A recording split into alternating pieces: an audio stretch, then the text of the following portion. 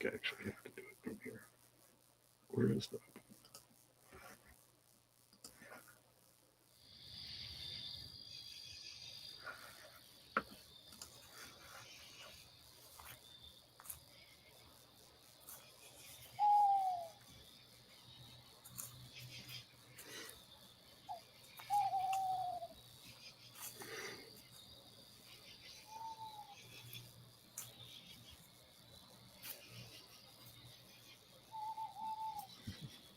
delay?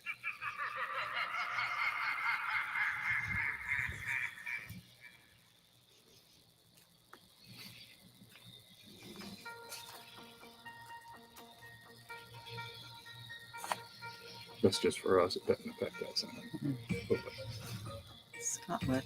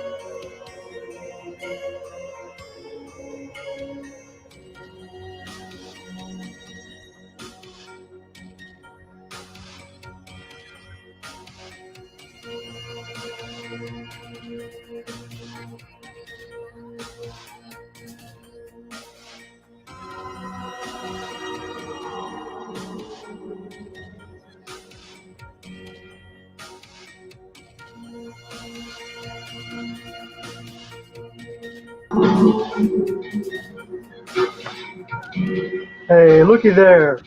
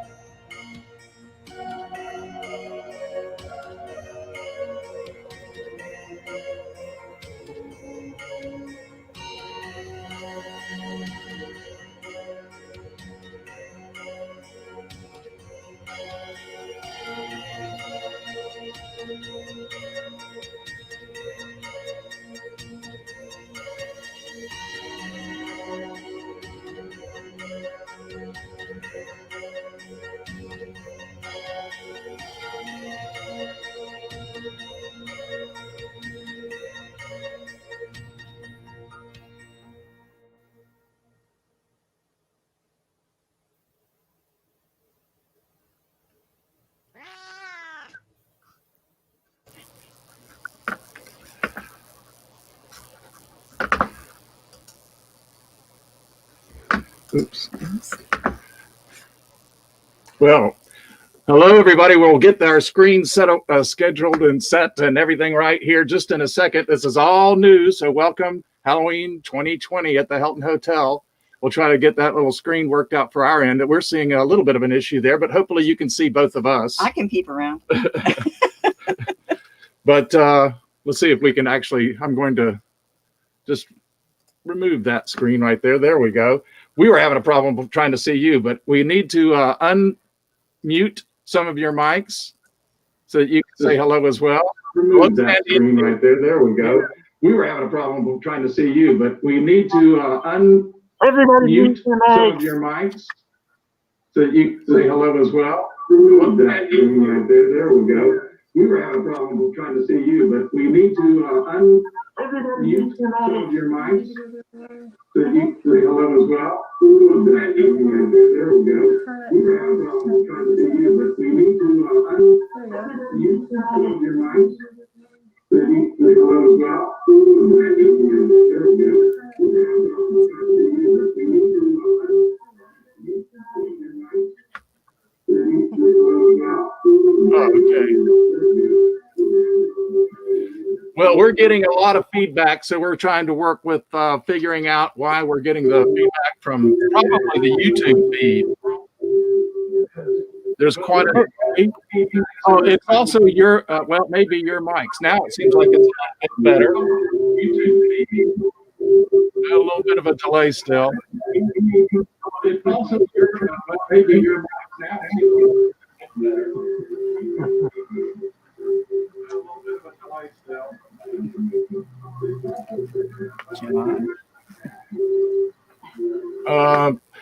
We're being quiet right now while we try to figure out if I can look at that we did not have this issue when we were not broadcasting live to YouTube. So I suspect there's some feedback there. There's a delay between our live broadcast, of course. So I suspect there's some feedback there. There's a delay between our live broadcast, of course. If everyone can just mute if you're not talking, that would do it. What's that? If everybody just mutes if you're not talking, that'll do it. What's that? Okay. Okay, if everybody could hear that, if you can mute on your end, perhaps then we won't have that feedback.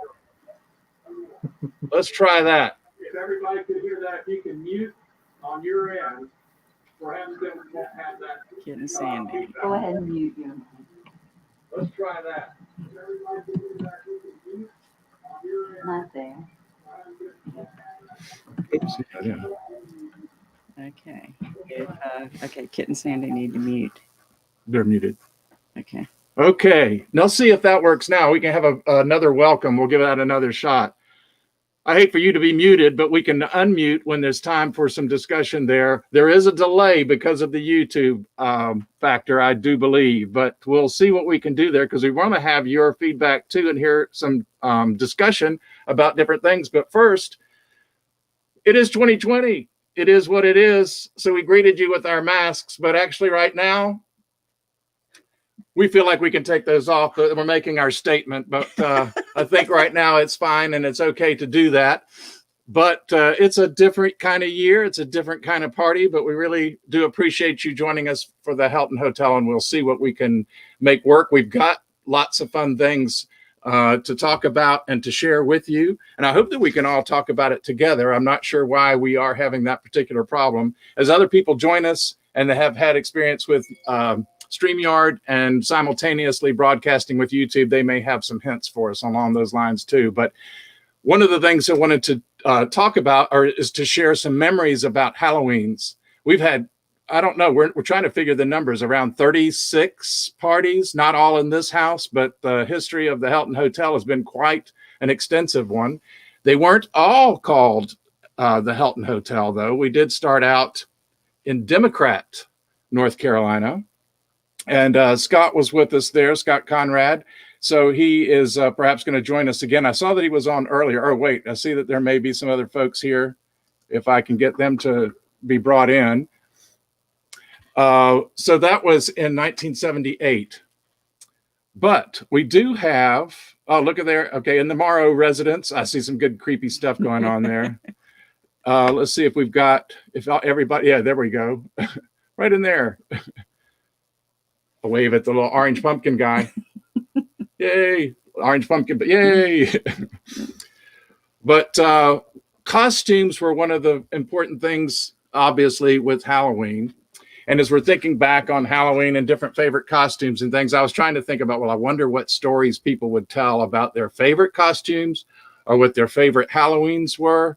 And I had the really odd realization that I don't think I can remember a single one of my Halloween memories. I really can't. I don't remember.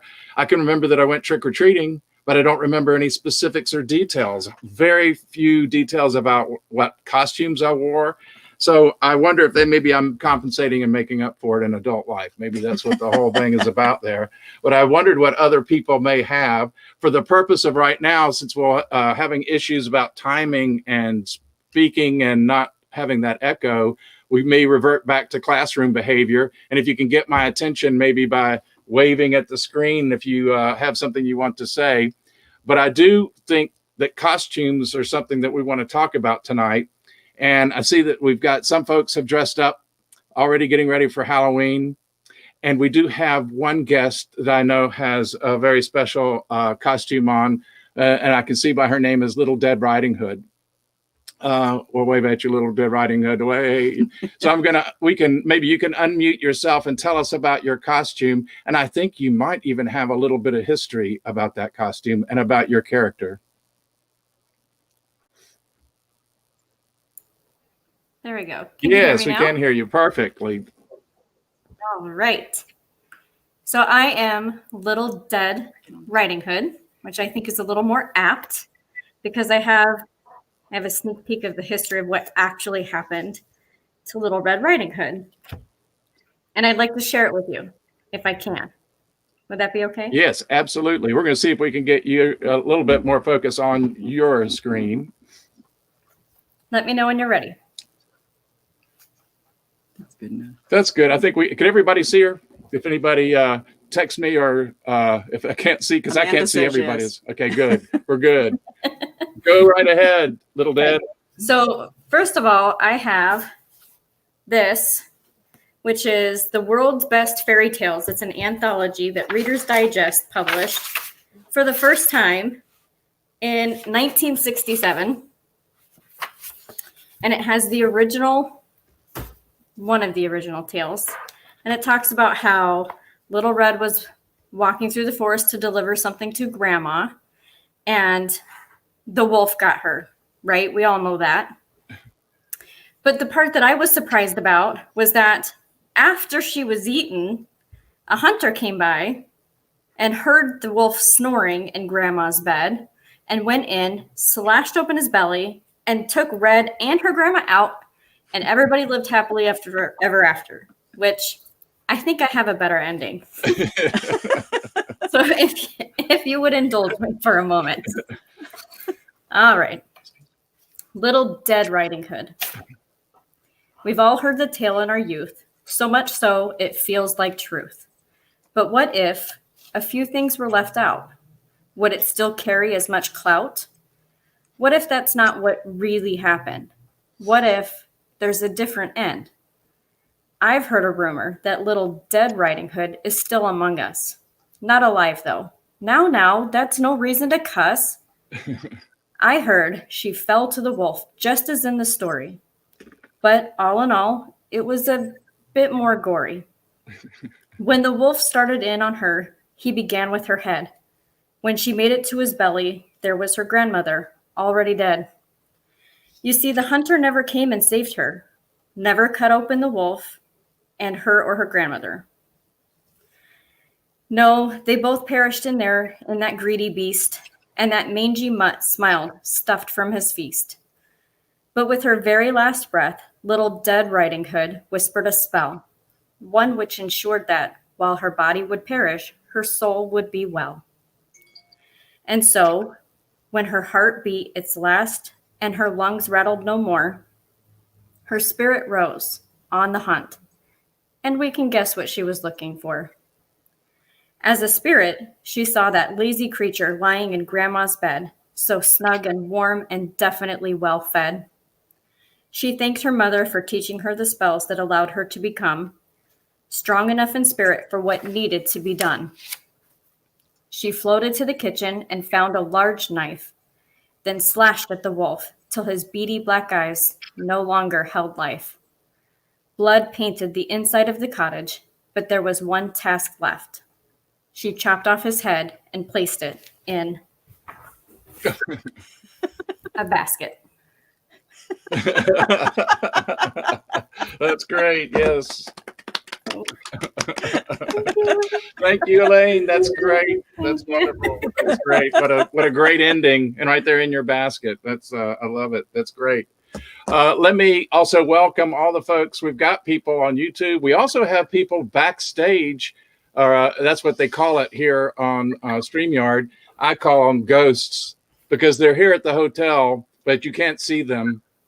They can hear and see you, but we can't see or hear them. But I do know they're here. And unfortunately, not having done StreamYard with more than apparently, 7 people, I can't see to be able to, I can see the tops of little screens that indicate that they're there and waiting, but I can't get them in. But they can hear me at least. So I'll see what we can do to get them in just a little bit.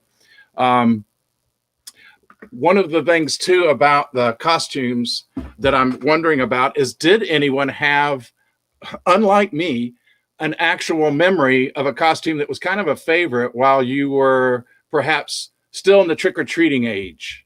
Did anybody or just even a Halloween memory about that? Because I don't have them. So I'm kind of curious and a little envious, and I'm wondering what kinds of experiences you had. I'll try to, then if you can unmute your microphone, you'll just go ahead and speak up and we'll see. If I could eventually get to these other folks, I will be trying to figure out how I can scroll down to see them. Maybe while if someone's talking, I'll be able to do that. I'm going to, oops, almost had a good opportunity there. Can you hear me? Yes. Yes. No. Is that Jeremy? Yeah. Hello. There we go. Happy Halloween. Happy pre-Halloween. No, I'm the same. I have very few memories of Halloween as a child. Particularly, I don't remember any of the costumes, but I've made up for it later in life. Yeah. And I realized I'd never made a mask ever. I always used prosthetics or makeup or a mask pre-bought. But yeah, so I made this. And it's just cardboard and construction paper and some old wallpaper. Yeah.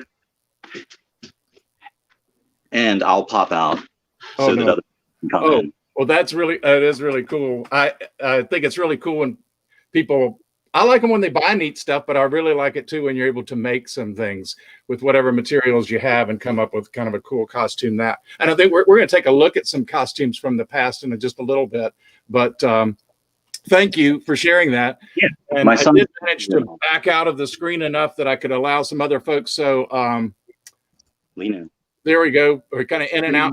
So let's see, Izzy Kind has joined us, as well as Jason and Anna. Welcome and happy Halloween or pre-Halloween. The camera's on the phone there. Oh, there's Draven. There's, speaking of making masks and making your own costumes. That's a great one. I saw you posted a picture with a pumpkin and it was great, which I thought, oh man, that is the Halloween character right there. That's cool. We should have been making costumes forever. I'll watch. Right. And all right.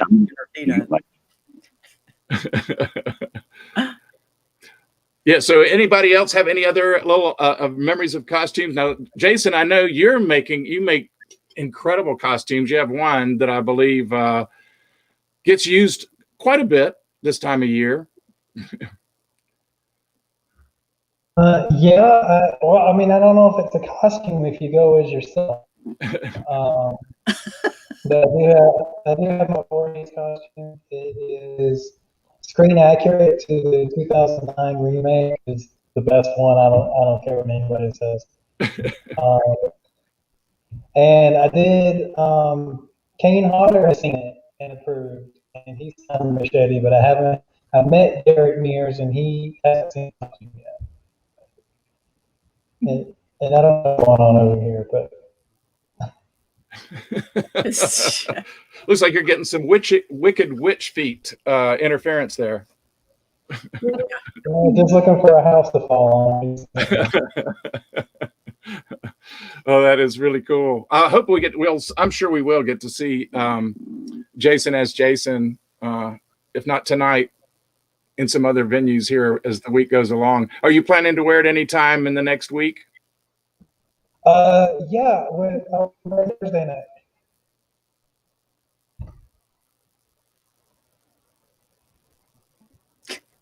Well, we're having some audio issues. It kind of drops out, and I wonder if that has to do with the number of people. We've had conferences on StreamYard before that had a number of people, but it does seem to be kind of a problem with dropping in and out.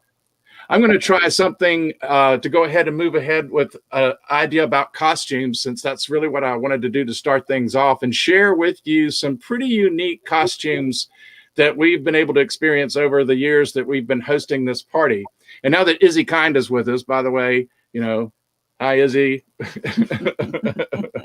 Izzy Kind, aka Scott Conrad. Maybe didn't want to tell us, you know, probably blew that little bit of information, but he's Still advertising Dark Ride Tours. yes, by the way. co-hosting. Yes, still advertising Dark Ride Tours.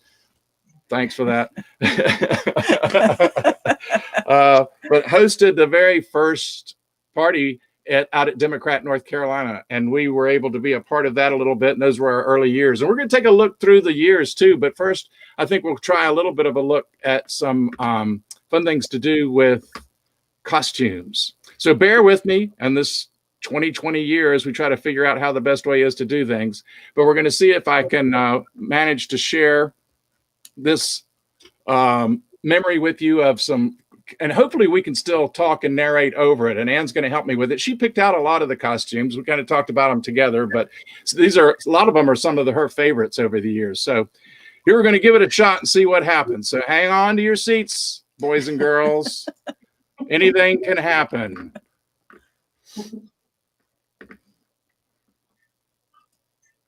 We're not.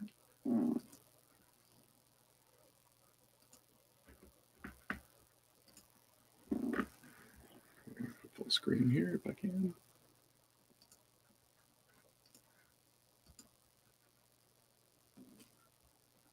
We're going to get that in a second. Hang on, folks. We'll get that viewing. There we go. Do you have to click them over? Okay, yeah, here we go. It's this is at our speed. We're going to talk about things. I think some of you, at least two of you, or one of you, maybe brothers, know about this particular scene. This was not one of the very first years, but it was certainly early in our Halloween history with this cryptid couple. Anybody want to claim ownership? Well, they'll be Oh, they may be They'll muted. muted. But that was Scott. It was Scott. And when we started these parties, you couldn't get any materials. You couldn't even get fake blood. You had to order black lights from a costume shop in Charlotte. I mean, that's how old we are. So to come up with something like this is pretty phenomenal. Uh-oh. Well, thank goodness for a little bit of censorship there. But several of us remember Tom Poss, who has since passed, but was an incredibly wonderful participant through the years. And his costumes were always hilarious and phenomenal, as was this one. He was quite the little devil. Oh, I wonder if if Debbie's joined us yet, but she will definitely, I think she'll be a part of things. She may be on YouTube right now. But there's a unique costume that took a little bit of planning. Yeah. And she had bruised shoulders after this costume for a week or more. But give her credit for the venture.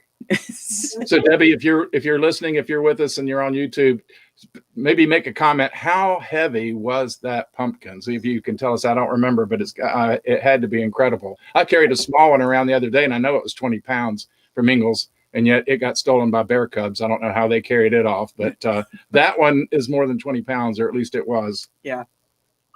Okay. Back at the lodge, the Bent Creek Lodge, we had a few years there where we were able to rent that out. And a student of mine made that moonhead. And it was about the time that McDonald's had that Mac, what was it? Mac Tonight. I think they did it with the, anyway, so that was kind of the inspiration, but definitely was a little bit of fun there. Yeah. Yeah, not many people knew that he was an extremely good air guitarist. Yeah. Yeah.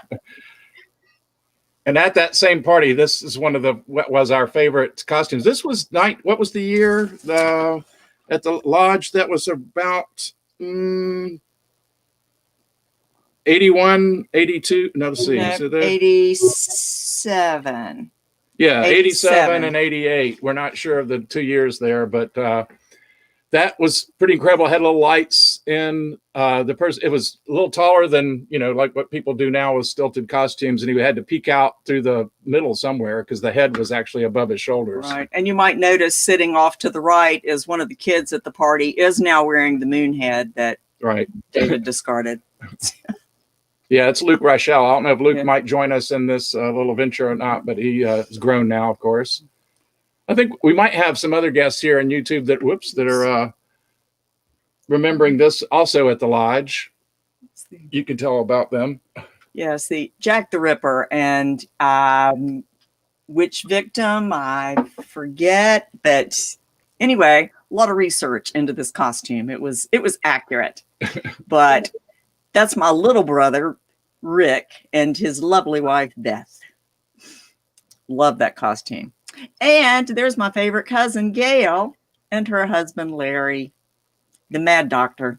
And if any other cousins are listening, we're sorry about that. No, we're not. She's still my favorite. Hey, Gail.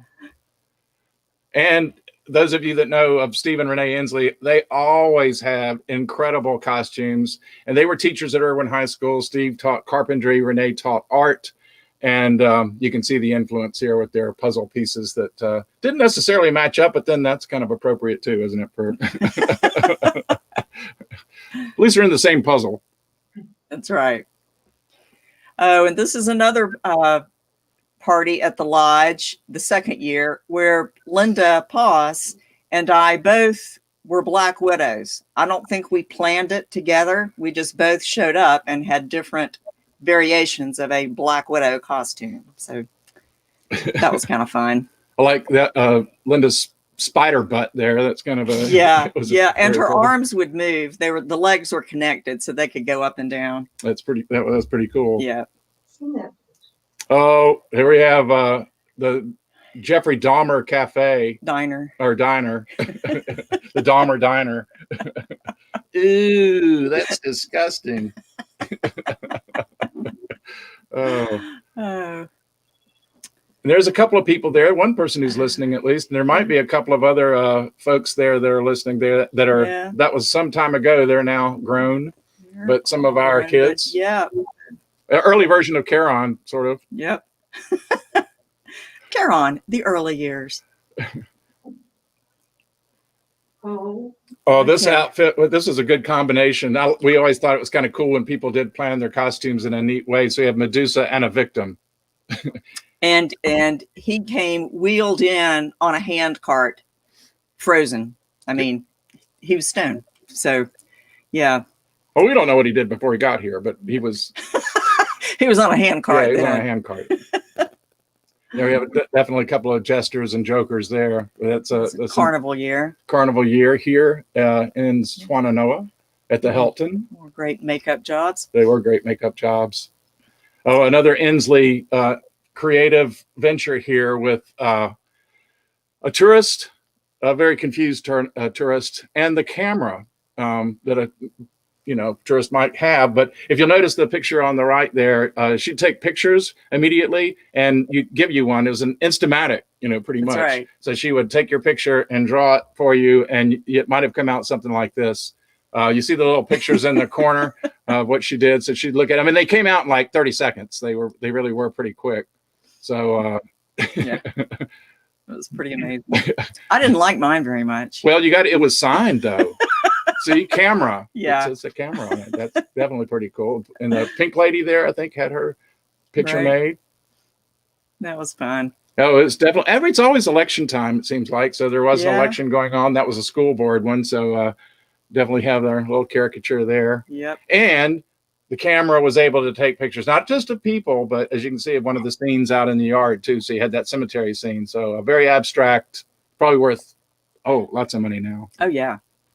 We're not selling it. Okay, there we have, these are just some really good costumes again. And we'll talk a little bit more about that fellow on the left because he keeps turning up. year after year. Good old Carl from Sling Blade.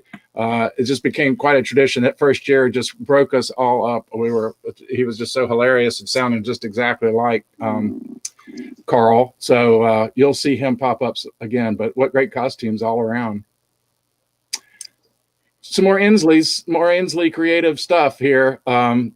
And I don't know if exactly Manny, it was a regular at our party, the three-legged fellow who worked At Oak Ridge. at Oak Ridge at the nuclear facility. I'm sure there were no repercussions at all. And the bear woman there, that they did always like to talk to us about our bears, and you'll see another picture later about the bears. We'll save that story for then. What a great costume by Daniel and Ashley Wilson. Daniel actually played the song Little Red Riding Hood. So Little Dead Riding Hood, you can relate, right? And there's Natasha and Imran, who are the co-owners of 27 Club in Asheville, that really neat club, which is, finally able to open again, but they just really do a neat service in Asheville. But what great costumes. Of course, Imran looks just like he does every day. But but Natasha's, look at that with the noose and the hanging victim, but really That's cool. right. She does, if you ever look at their page on Facebook, she's done some incredible things with makeup for different events. And speaking of incredible costumes, I don't even know where to begin. This was just, this is like another level here, right? Yeah, yeah. And these were people, they've only come to the party one time. They were friends of Lisa and Julia's. And boy, did they put some work into these costumes. And it was pretty amazing. Of course, he could not sit down all night, but it was pretty amazing. Check out those feet. Yeah. Like the cloven hooves. Yes. Oh, I think we've got some folks right here with us What here. a cute couple. Yeah, I mean, they look like they came right off the streets of New Orleans, celebrating that way. And I think there's a little New Orleans history, if I'm not mistaken. I don't know about necessarily that. Well, it was Boudat. I mean, there you go, right? So that what a cute couple. And I actually think that I kind of relate to the fellow there. Yeah, a little bit. I think so. He's a handsome go. devil. Yeah. Oh, look at this. Oh, it had to be Dark Carnival, right? Yes. Dark Carnival Yes. years Yes. with our carnival acts. What a way to go there. Those are perfect. And I don't know if Beth and Edward Phipps, if you're watching, but talk about your cute couples again. This was absolutely perfect. And we're going to see Beth a little bit later in the Dark Carnival as she was in the maze in the fun house, and there's some pretty wild pictures there, but here's their official sweet pose here that Anne requires everybody. If you come to the Hilton Hotel party, you have to stop first thing as you come in the door and have your picture made. Because if you don't do it right off the bat, you start losing parts of your costume. Never fails. Never fails. And here's what a neat little group. Again, Carnival had to be Carnival year. Yeah. It's definitely got some Carnival themes there going Yeah. on.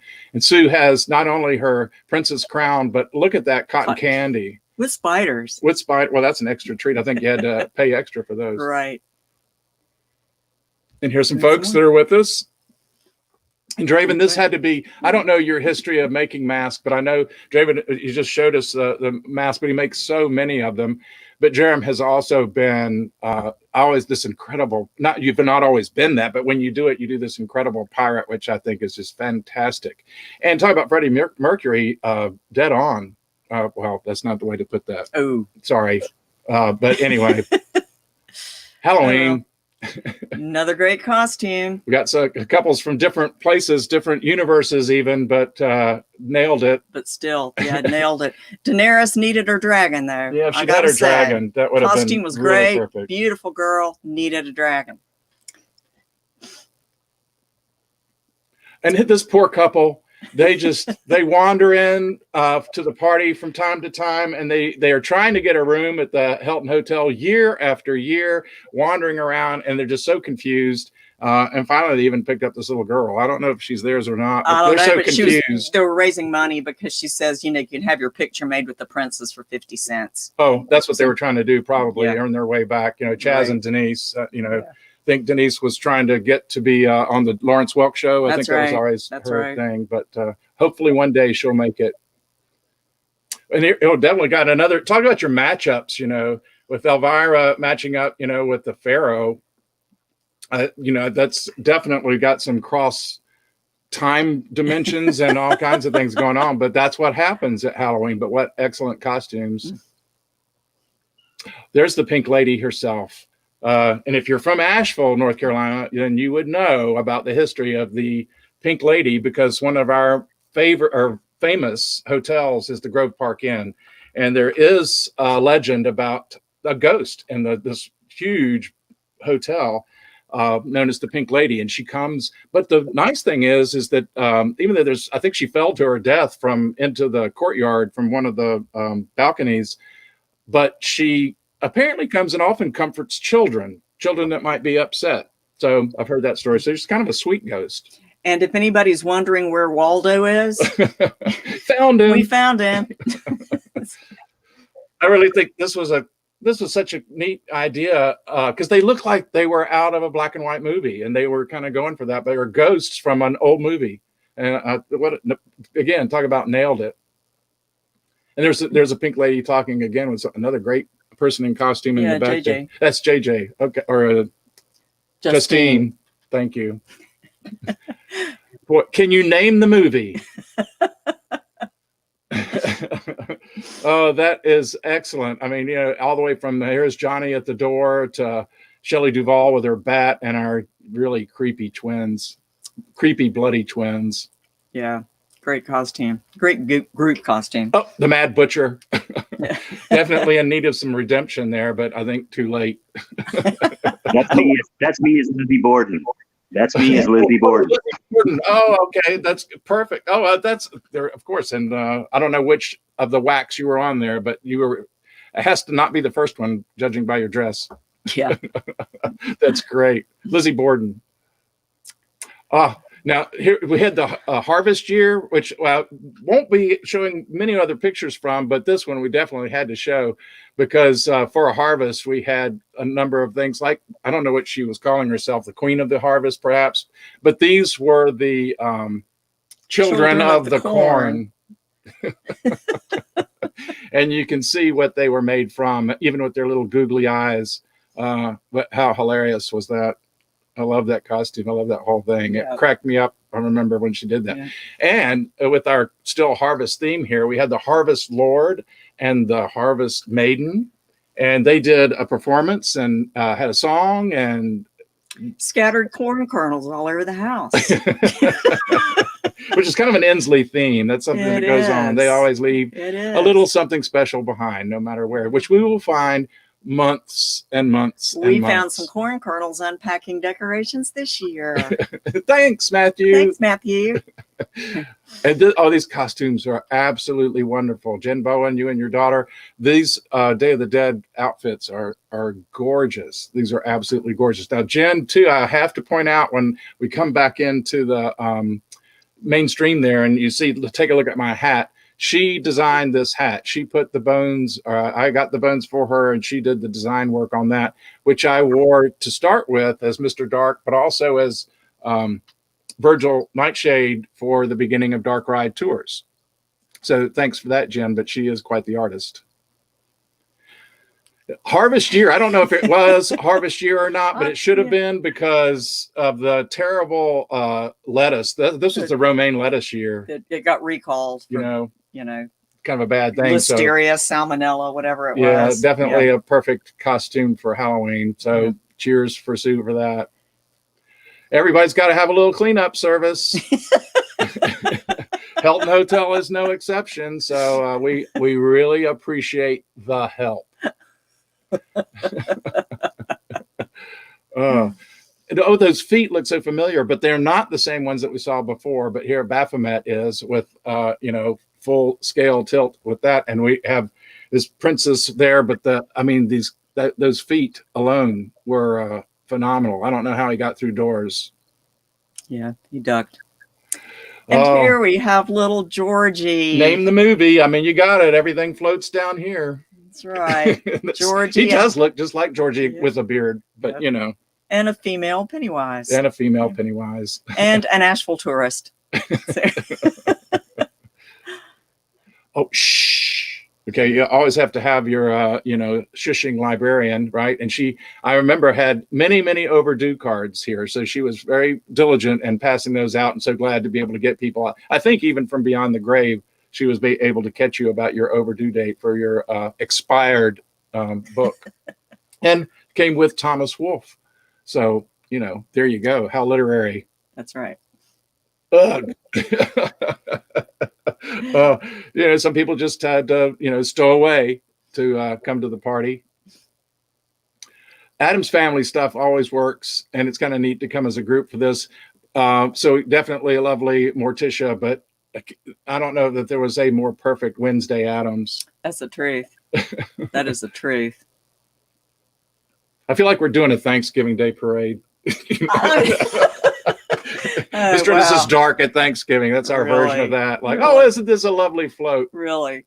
Oh, and the clowns. Bring in the clowns. Even the sad clowns. Way to go, Matthew. It's like I just hear the music already. Right. Tears of a Clown. And then, Adrienne Hollifield was a teacher. She worked at Owen High School when I was there briefly, and really appreciate the friendship that I was able to develop in that short time with Adrienne. And Adrienne is also a professional puppeteer, and she and her husband did that before she taught years ago. And they even actually, I think, performed at Amy Carter's birthday party at the White House and doing puppetry. But she had this life-size puppet that she could clog with it. That's what she did there in the right. She was picture. behind it, Yeah. and then the puppet clogged. Yeah, it was pretty Oops. So I get impressive. my arrow out of the way there. Ooh, one of my favorite. It's one of your favorite pictures, isn't Yeah. it? Now, but also in front of, and besides the obvious good makeup, and we often do like to have songs, and people have little songs. And Scott's had a little repertoire of things that were always fun to share for Halloween songs. Who's behind Scott? That's where some of you know, and some of you may not know. That is a perennial guest at the Hilton Hotel, Dead Ernest, who was, I can't say born, but he was 78. in 1978, in the very first party. Dead Ernest came into being, and he's been with us in one form or another. He sometimes has deteriorated, but he's got the same green coat, I believe, the same Green and white shirt. and the stripes. Although one year he had a sweater that was a little bit different, but his pants are the same. Yeah. But the masks have deteriorated. The masks have had to been replaced, but the original mask is now made into a tombstone. Yeah. Cool. So that's great. But he was made by David and me and Scott. Created Dead Ernest, called him to life. We called them him to death. Yes, yeah, called them into death. Yeah. And we refer to them as flop dummies because we just stuffed them. They didn't do anything. It just kind of, and so he's been revised a little bit since then. But look for that. There's a little fun thing to look for, like when you're watching House. What is it? The Haunting of Hill House. Right. Where you're looking for the ghost, you can look for the tombstone that has Look for dead. Yeah, it was in the video at the beginning. Yeah. Oh, Marty and Martha Fullington, and Katie's the embarrassed ghost in front. Yeah. Yeah. Who used to say, he says, my parents don't act like this any other time. I think that's so funny. They had to actually come up with something. They had a tree fall on their house. I don't know how long before Halloween, but they were living in a motel, and they still came up with a routine, and they had all these wonderful cheers that were They just practiced so in the funny. hall of the motel is what was embarrassing to Katie. So Yeah, they I didn't guess have so. room. So So everybody Yeah. got to join in the fun. So yeah. again, two different Addams Family groups again. So that makes three that we've seen so far. But what a great opportunity. We kind of blended families in that one on the left. There's Ann as Morticia, and I got to be Gomez and have a cigar. But there's Scott, you see his Uncle Fester, and Rick and Beth. Got Lurch and Grandmama. And so that my brother and his family, another Voiles family there, they're on the right. So cheers. The girls are in college now, getting close to graduating. And so, time marches on. Sigh. It's merging holidays here, but it's appropriate to think about, especially for me, since I like to merge Christmas and Halloween anyway, obviously with, like 13th day of Christmas and all that. But, the whole Dickens thing was a ghost story. So what better thing to have the three spirits of Christmas here, of past, present, and future, and great costumes at that. Daniel too, maybe, I don't know, he might be able to be watching us and maybe joining us through YouTube, but this was many years ago, and we fondly remember David Wilson, who has also passed on, a very dear friend. Tom Poss, who we mentioned before, so many funny costumes. This mummy and his puppet rat were hilarious, and I think this had to be the year that we were doing a movie. Scream test. Yeah, we had a movie theme, and we had scream tests. Actually had a camera set up, and people tried out. They got to try out their screams, and there was a little script that you had to follow and scream at certain times. We still have the videos. I was going to share those, but I didn't. That's something we can maybe, pull up again at another time. But you usually had to pair up with someone in order to do it, because there were two parts, Buffy and Biff, I think. Yes. And they were in a graveyard, and monster comes at them. It's just a short little scene. So they had an opportunity to scream. So Tom and the rat did both parts, and it was so hilarious. We really should find that video for sure. Linda Poss, here's our villain. Perhaps it was Villains Convention. It might have been the Villains This one conference. was. Yeah, maybe. But anyway, I think everyone knows that villain and knows where she got that coat. Yeah. Good old Cruella. And you can see Art Garfunkel photobombing from the back. Right. Okay, there's one of I did have fun with this costume. This was really kind of cool. And I think it was before this got to be a popular idea, because was it's way before. All of our stuff was so always way handmade to before. do this, but to take a cardboard box and make a coffin out of it, and then get your created monster as if he's carrying you around. And Igor just never could get the directions right. He kept going the wrong way, and it was a very frustrating night. Tell him to go one way, he'd go the other. But when you got a guy's transplanted brain anyway, and not sure which one, Abby Normal. Yeah. Okay. There's Carl again from Sling Blade, and notice that he's got with him Carl Jr., who later started a hamburger chain, I think. But anyway, there they are with their potted meat and biscuits. Yeah. All the Sling Blade fans out there, but here's the Poss family. See, they even brought the kids. Yeah, they said they couldn't get a sitter, so they had to just bring them. Yep. So lots of bones there. This is the dead stock year. Yeah, we had our own rock concert. I know the Beatles weren't at Woodstock, but some of them made it to Deadstock. They did. And kind of a prerequisite, you kind of had to be dead in order to come and perform there. But that's right. And what a great Yellow Submarine. I mean, like I say, they always came up with these incredible things. But that, you have an art teacher and a carpentry teacher. Right. Right. And here they are. And another little thing that wasn't quite they didn't have to go to great lengths for the costume, but they were so funny, because the original problem that we had with bears here is that, as everyone finds out that moves into bear country, is that bears are very clever about getting into trash. And that was a battle of mine to figure out some kind of bear-proof trash can before there were such things that you could buy. And I failed miserably many, many times. So they came as the bears with trash. And of course, they had to pull out things from the trash to talk about that they had found that were, let's just say, not flattering.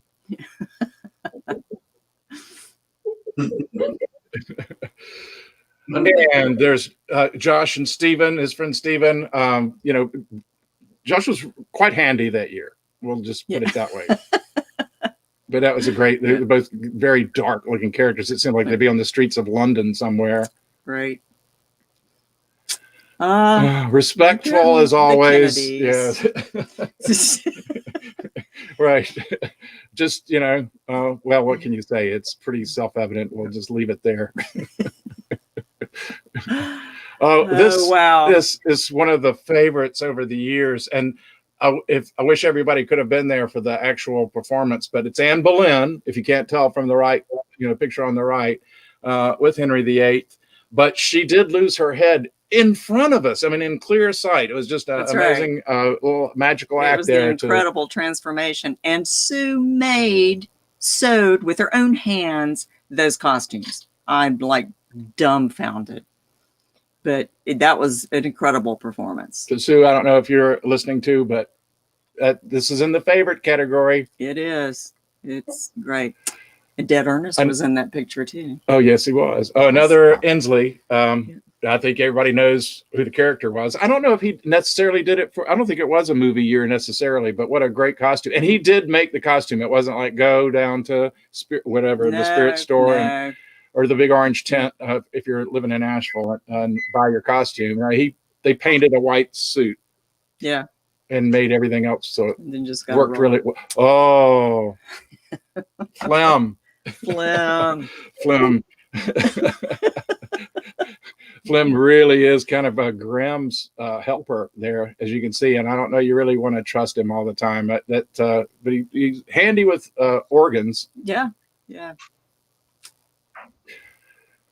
This might have been a movie year, but to get the excellent this was the second movie year. Second movie year, because that looks like I'm drinking something out of a funnel, but it's actually the little movie thing that you say through. But I think you recognize the crow there. Yeah. I don't know if Draven, is you still with us? But anyway, because Jeremy and Draven, I think, are both crow fans. Yeah. Josh's makeup skills continue to amaze. Oh. Scott and Sue again. This is great too. It was a movie year for sure. We had classic horror movies.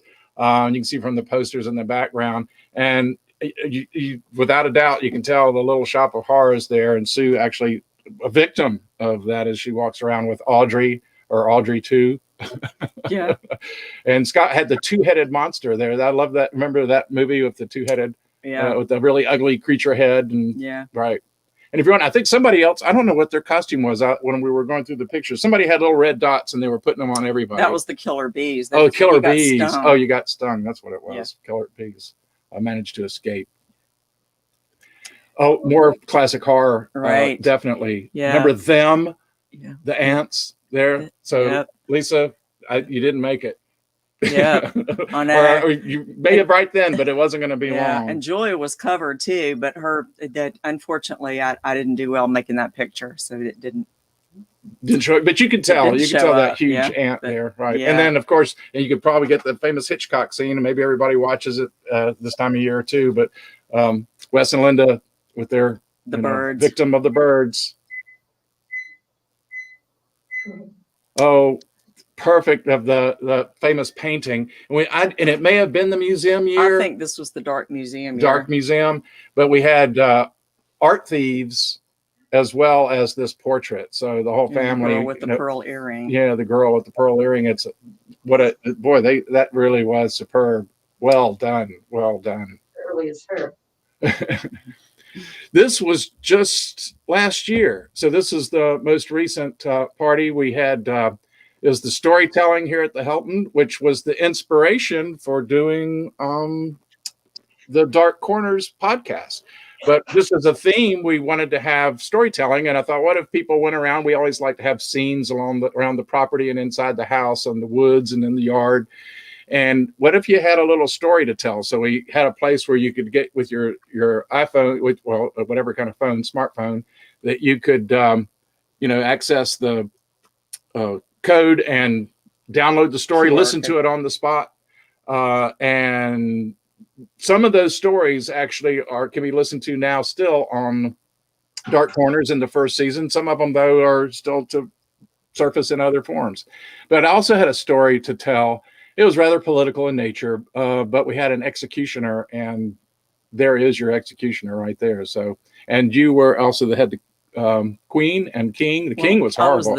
You were the that's right. Victim. Well, you were because you were in a sense you were, but you came back to not be a victim anymore. That's right. So that story, anyway. So I believe that wraps up those costumes. So a little trip through there. Let me see if we can get back to ourselves here.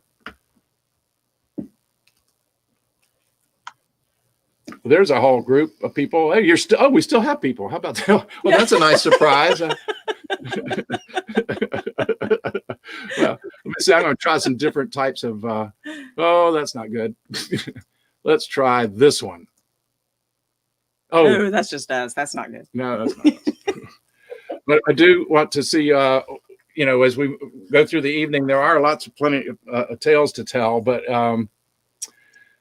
there were other things to share as well. And not knowing exactly what the course of the evening might be, I want to give you a little prelude to some things to expect. One guest who has not joined us yet, but who will as soon as he can get off work, is Mombi Uhlman, who, if you're following Dark Corners at all, is responsible for the music that is in all the stories. It's the background, and it's the inspiration for the whole second season of Dark Corners, which is Witchworks.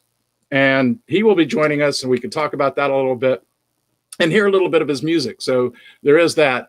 But I thought I'd like to, let's see, there are some short movies. And if you'd like, anybody like a scary story? Is it time for a little bit of a scary story? I think it is for me. So not one that I'm going to tell, but one that I'd like to go ahead and show for you. So we'll see again if we can get that to happen. So hang on to your edge of your seat. These are very short, so you don't have time to like go to the bathroom and then come back and think you're going to see it, because you're going to miss it. But if you got to go, you got to go. But anyway, I'm just telling you. I'm just saying. So anyway, here we go. Going to share that screen again. Oh, look, there are people. Scott's eating. Well, everybody would be if we were actually able to be And here I see together. that Jerem worked with Tippi Hedren. I Oh man, want to Jared. hear about that later. Oh, work with Tep- She's one of my faves. Oh man, that's so cool. Oh, that was cool. So I don't want to hear that she's a horrible person. So. And I see that Michelle did confirm it was the Dark Museum with the art thieves. Let us have a little scary story from, let's see. We're going to see if we can do this. Actually, there are two different methods, and I had a little problem with this earlier in the day. So we're going to see if we can still manage to do it, but I'm going to try. And I'm going to bow out for a bit. And one little problem here. Hang on. Let me see if we can get these little things together here. Well, one more time. Sorry. It is a good time to go to the bathroom, as it turned out.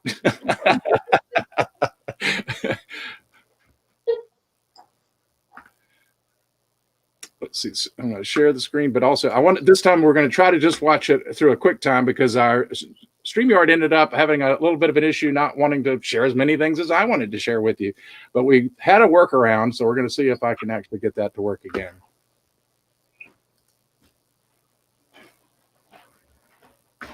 Well, if it would have it open.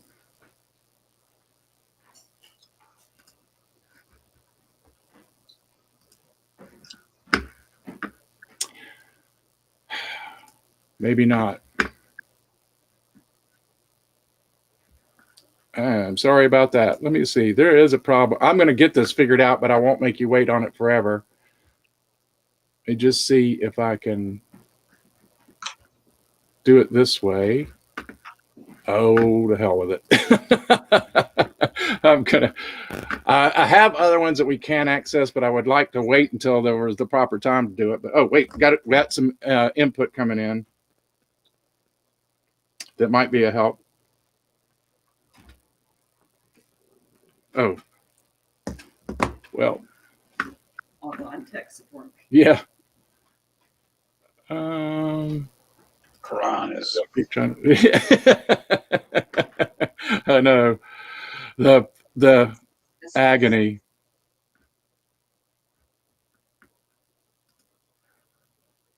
It still seems like we ought to be able to get to those.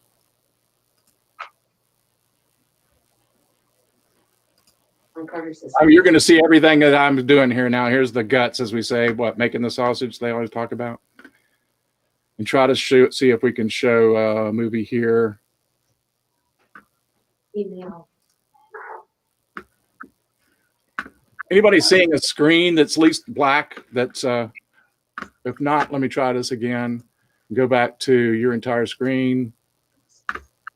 No,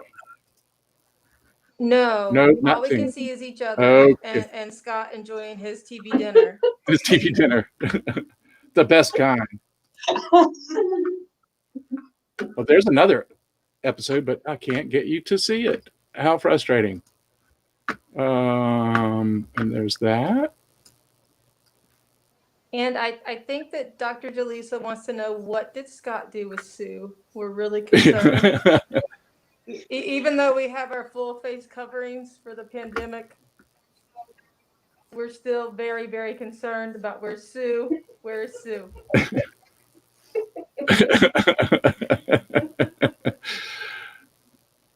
It's not going to work with. If you want to talk, if you want to call tech support, it's available.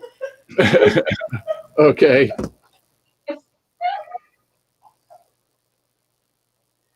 We were going to try that though. Somebody talk and say something. Anybody got any jokes? Good time. Okay. Well, damn it. Let's see. Jason, you're a tech guy too. You've done Yard Stream. If you just want to show a video that I'm trying to share the screen, I know you have to have these things open, and some of them are able to do, but some were just QuickTime, and I wanted to share what was on the desktop.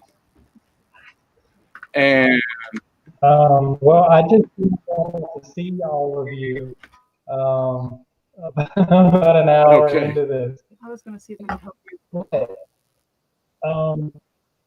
I mean, there is the share screen button. That's about as far as I can probably get you on StreamYard. And then it usually asks you what you want to share, whether it's an application or let's see your the desktop movies. or just If we could- everything that you're looking at. Yeah, open the If movie you open up. the movie first, then it should show up in your application. Okay, and it is open.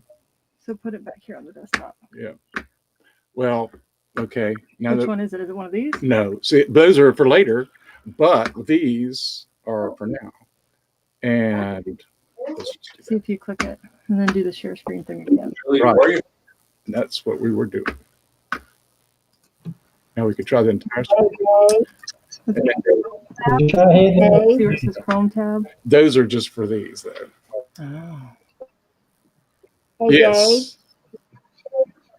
Dave, you were showing Josh earlier in his Kiss outfit, and that brought back memories because I have 3 younger sisters, and one year for Halloween when I was a teenager, we dressed Oh, up wow. as Kiss, me and my 3 sisters. And if I No, could you're find good. that picture, That's my I'll send fault. it to you. But it was No, I appreciate I'm you fine. being here. I appreciate you being here. We're going to be as safe as we can. Yeah, and I did this before, which is what's so frustrating. Share. It should be able to share. Let's try it this way. Yeah. Share. It's just not wanting to share, Not until after the election. Is there Sorry. any way for you to bring it up on your Chrome tabs?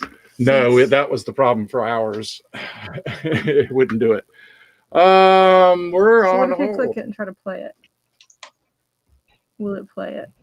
Hey, wait a minute. Does that mean we can all go back and forth between each other's videos or just So you if you play guys? it, But should, because it's just going to play for us. Let's see if because you should be able to see that screen. And you share the screen, and you have 3 ways to do that, but that just shows your entire everything, screen. which wouldn't be bad if we perhaps did this, but I can't operate that. And you do need to share it, but something's acting really. Oh, there we go. There it is. All right. Get ready. I should have picked one that was 10 minutes instead of 30 seconds. But that would have been, well, We're ready.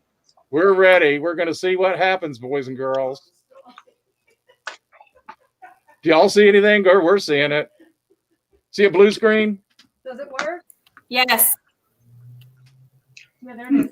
You got it. Okay. Success. You got it.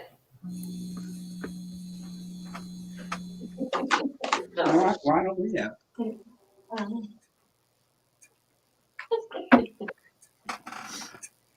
Here. Wonder why we're so. It's really short. Yeah, this is. I think that's the trick to open it up behind it. Did we did? I thought I tried it, but there's a sequence somehow in there. Ooh, I probably should have. Let's see what I can do.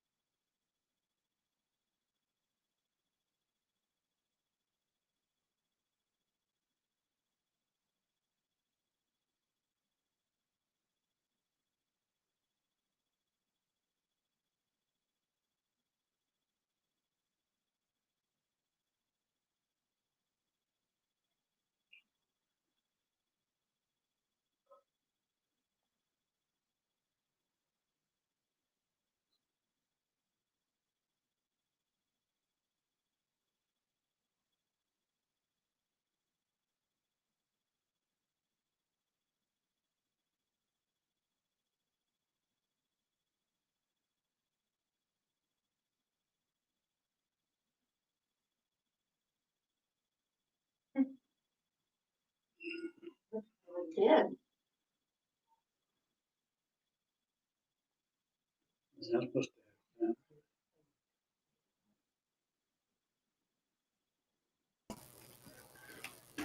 Okay, now we unmuted again. So there are a lot of bad words back here.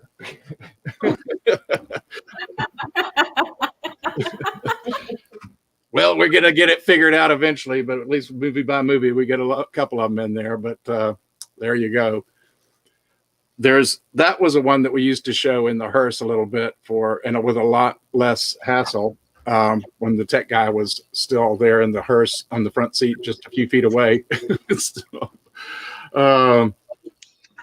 Yeah, there are some other things that we want to talk about through the evening too, with years of going through the Hilton Hotel. That seems to work well, at least. If we could just find it. We could try another quick movie, but that takes a long time. But it might be a good time to mention an upcoming movie, The Balsam, a paranormal investigation with Kane Hodder, who local folks that helped make that movie. And it's coming out in, I don't know, Josh, Amanda, can you help me? When's it coming out? January, February next year. And when will you? Where can you watch? Amazon Prime. Amazon Prime. Everybody's got that. And side note, Kane Hodder, who had to work out every day, had to use Josh's equipment. I got a weight sign by him. Oh, wait, no. Oh, there's a story. Let me mute this. We have a deal. But anyway, it should be it sounds like some incredible things happened, and I can't wait to see it and hear the behind the scenes stuff that I'm sure only we will know.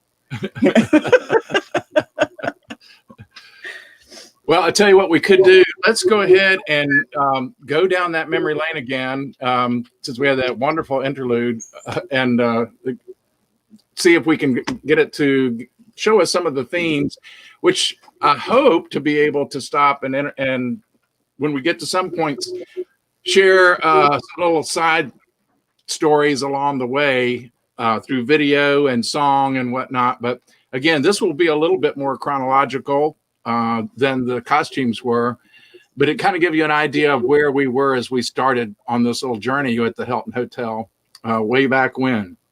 So we're going to try to do that again here. Let's see if things will work. We can share. Oh, stop sharing screen. Let's try sharing the screen here again. And this time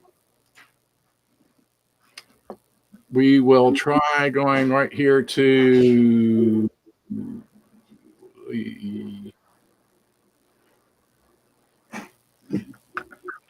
themes, but where is it? You see it? Ah, there, it's hiding itself. Gonna help with the ice. Okay.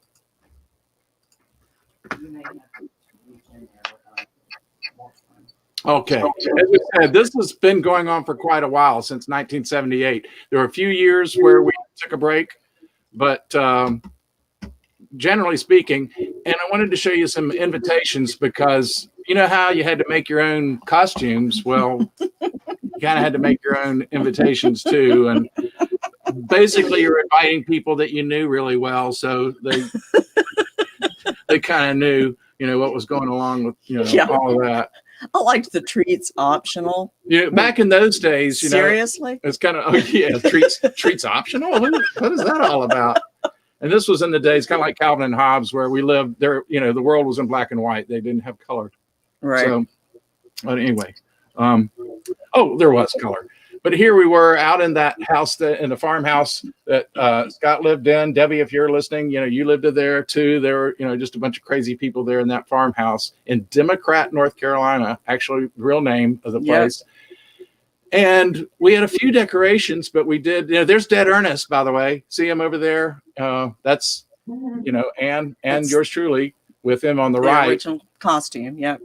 Yeah, with the original costume with Dead RNC, he had a horizontal stripe. Yeah, we dressed him up after that from then on. But Right. And but Scott had to give up a pretty fine jacket, you know. he did. So he had to sacrifice. So we appreciate that. And there's Scott over there, the wizard. And here was the extent of decorations. This was pretty heavy duty to take that red, you know, velvety material and get your dime store Dracula mask and, you know, put them in the bathtub. Put them in the bathtub. Ketchup. Yeah. It had to be ketchup. And we only got the velvet material because I worked at a stereo store and took it from the displays. Well, there's a little fact that there's Dead again, but he has a new shirt on. He does have a new shirt on. Yeah, that's the next year. But, you know, a little victim there. But, yeah, we were dressed up, getting our costumes a little bit. But now tell them about your devil horns. Yeah, the devil horns, you couldn't buy them. They made horns that I guess you were supposed to stick on pumpkins. I had to, and I don't sew. I mean, we lose a button, we buy another shirt. I mean, it's like, I don't sew, but I had to twine those horns around a headband in order to have devil horns. I mean, it was ridiculous. Scott again, the Prince Zabar. Prince Zabar, an alien.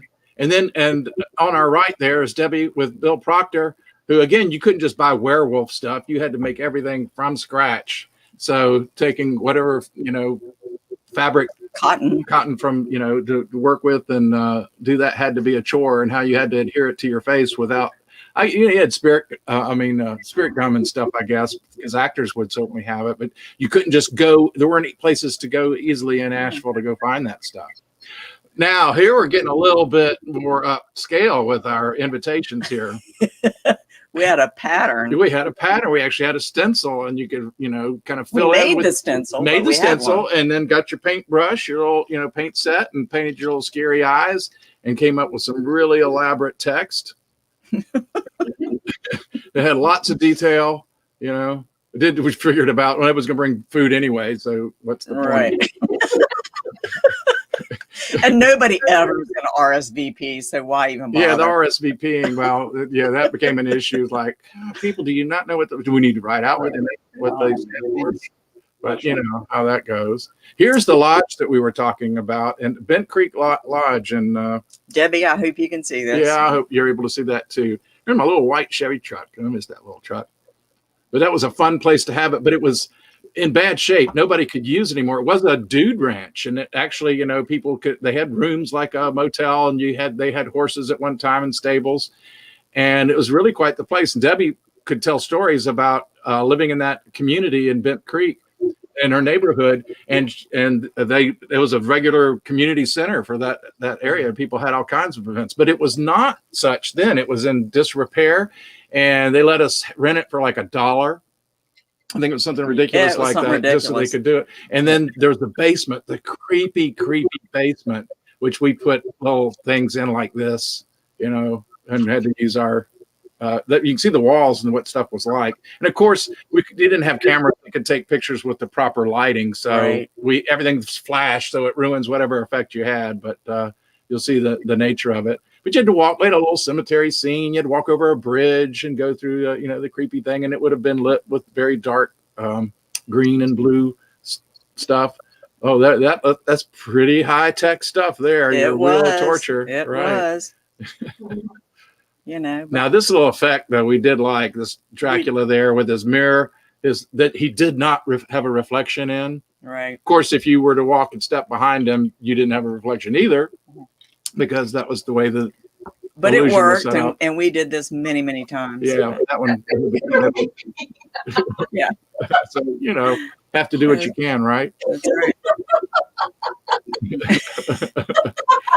Now, here in Bent Creek, I think Charlie and Valerie Gandy, who have also both since passed on, but they hosted these parties, co-hosted them with us, and they landed things. They could make connections with people like you wouldn't believe. They painted houses for a living, and they just had connections all over the place. So they say, "Yeah, we got a coffin." Cool. I didn't know it could have somebody in it. But you know, Halloween, go with it. That's a good thing. Hopefully nobody minded the flowers. Didn't notice that. So yeah, creepy. Isn't that very creepy? But here's what's coming up is what's really creepy that we just never did figure out. This little woman came and sat in that room by that coffin and just stayed there. Yep. And nobody knew who she was. She never said a word. You talked to her. She never looked up. And then at some point, she just got up and walked out. I mean, true story. We, to this day, don't know who this woman was. But anyway. Then 1994. So we moved to Swannanoa. I mean, obviously we're skipping some parties here and we don't have them all listed there. But one of the neatest things about this was the invitation. Student, again, Tim Peterson drew this. I just gave him a picture of our house. Those of you that know where we live and what it looks like, that's our house with the carport in the back, and there's a shed to the side of the carport. This is the layout. That's the way it looks. And so to have the crypt keeper, and this was 1994, just took some orange paper like you have at school that, just like the paper at school. I didn't use the school paper. But it's just like it's just like that paper that, you could get colored paper and then print it off on copy machines that were sort of available, But they're like inside, he has little stories there because we had tales just like you'd have, and had scenes from. I told him a few things that there'd be a telltale heart, and so the Cask of Amontillado and the Legend of Sleepy Hollow and whatnot. So I don't think from that year we don't have pictures to show you. We have some, but we don't have them to show you tonight. And this may or may not have been. That's a point of discussion as to whether this was that year or not. Ann says no, but I'm right. And so this was. Sometimes it's best to be quiet and just know you're right. Anyway, whatever. That was so minus head and horse. So right. But the horseless headsman didn't work as a story. Right. And then we had the Wax Museum, which was great, but it's a video. We made a video of it, and I don't know if we have many pictures. We don't have them to share with you, but we really did like that. The invitations are picking up a little bit, as you notice, when people started to actually be able to own their own printers. Like, oh, yeah, well, okay, you can change we the can do font. something. Now, that didn't always mean the quality was great, but this one kind of worked as a ticket, to come to the Wax Museum and participate. Now, the one scene that I was able to easily put my hands on a photograph of was the Jack the Ripper scene. So it was right there, and it was pretty cool. The picture I'm surprised we didn't end up making is that if you ever like the Vincent Price movie of the House of Wax or whatever they called it, he was terribly disfigured in a fire at the Wax Museum, early on in the story, and so he's in a wheelchair. So we got a wheelchair, and I was that character, and I wheeled around here, and then we had a storyline set up that everybody had to go downstairs to listen to this video of something about the museum. And while that happened, I switched places with the Jack the Ripper dummy because I was wearing pretty much the same thing, but I could put on the cape, put on the hat, put that mask on, it's posing the same thing. And in the directions, it said, there's a clue about something, and you just need to find it on Jack the Ripper's dummy, on the wax figure. It's because then I would move and it would just be really scary. Well, is it Daniel Wilson? I think he was the one who did that. He was Johnny on the spot, man. He was the one that I'm on it. As soon as he heard that, he ran upstairs, went there. Nobody else had come upstairs yet. It's like, well, it's a good idea. Yeah. There's some Wax Museum things. We had that may have actually been from a different thing, but here's what to do when you have a Resuscita Andy dummy. You can make a Houdini scene. This was still Wax Museum, though, because that was his lab. Yeah, there's the lab on the right. And this is just a Houdini in the Wax Museum. Right. He was used a couple of times. Yeah. Houdini could be, and that poster in the background, Ann's father drew. Yeah. So that was kind of cool. Now our invitations, they got really cool on this one. So some strange things were happening on Jazaka Ridge, and we had this fold out. Like, design this will be cool. A lot harder than you would think if you're us. So trying to get that to line up right and open the gates right. So went through many reams of somebody's paper. This time it really was our paper. So the invitation was cool, right? I don't remember the party. But then 20 years went by. So we had to celebrate Dead Ernest because he'd been around for 20 years. So David Wilson made this wonderful invitation, and it was a trifold. But you know what was cool? And that same year, not only did you have this invitation, but we sent a video out, and you got to watch a VHS video because everybody, of course, we had a mailed VHS. them. We everyone. mailed everybody a VHS tape, and you stuck it in there, and it was a little because we actually had the connections with WLOS connection and got a real announcer, one of the national announcers you would recognize his voice from commercials, to read the script that I wrote of the little story of Dead Ernest. And then there was the little blurb about him is that had everybody, what's the truth? What's the real truth, the mystery behind who Dead Ernest is? And of course you had to have the clip from Jack Nicholson, saying, you can't handle the truth. So, that was the way that little ad ended. But here's the storyline. And that guy read this story and it was acted out. And we had to find an actor to be Dead Ernest, but it's great, Josh. Anyway. It was a pretty cool video for its day. It was a great video. VHS. We have it. It's on DVD. So another format that we don't use anymore. But there's the back. See all kinds of stuff out. What do we know? What do we not know? So you didn't even have to have a party. You just had this brochure. It was just so cool. Right. But we had it anyway. We decided, well, we better have it. We made that invitation. So there was some celebration of the 20th anniversary. That's Ann and me over there on the left with our Dead Ernest costume. We're Dead Ernest fans, like That's Dead right. is. And so we were trying to imitate him. I think we did a pretty good Still job. Dead, still Ernest. Yep, still. And then we had our Dead Ernest t-shirts. That's I know right. you can't tell, but that was there.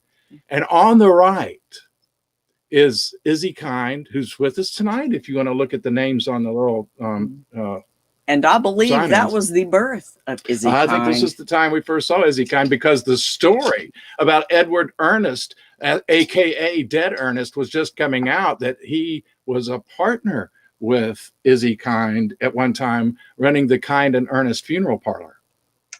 And boy, there's a story there coming sometime, hopefully not on video that I have to find.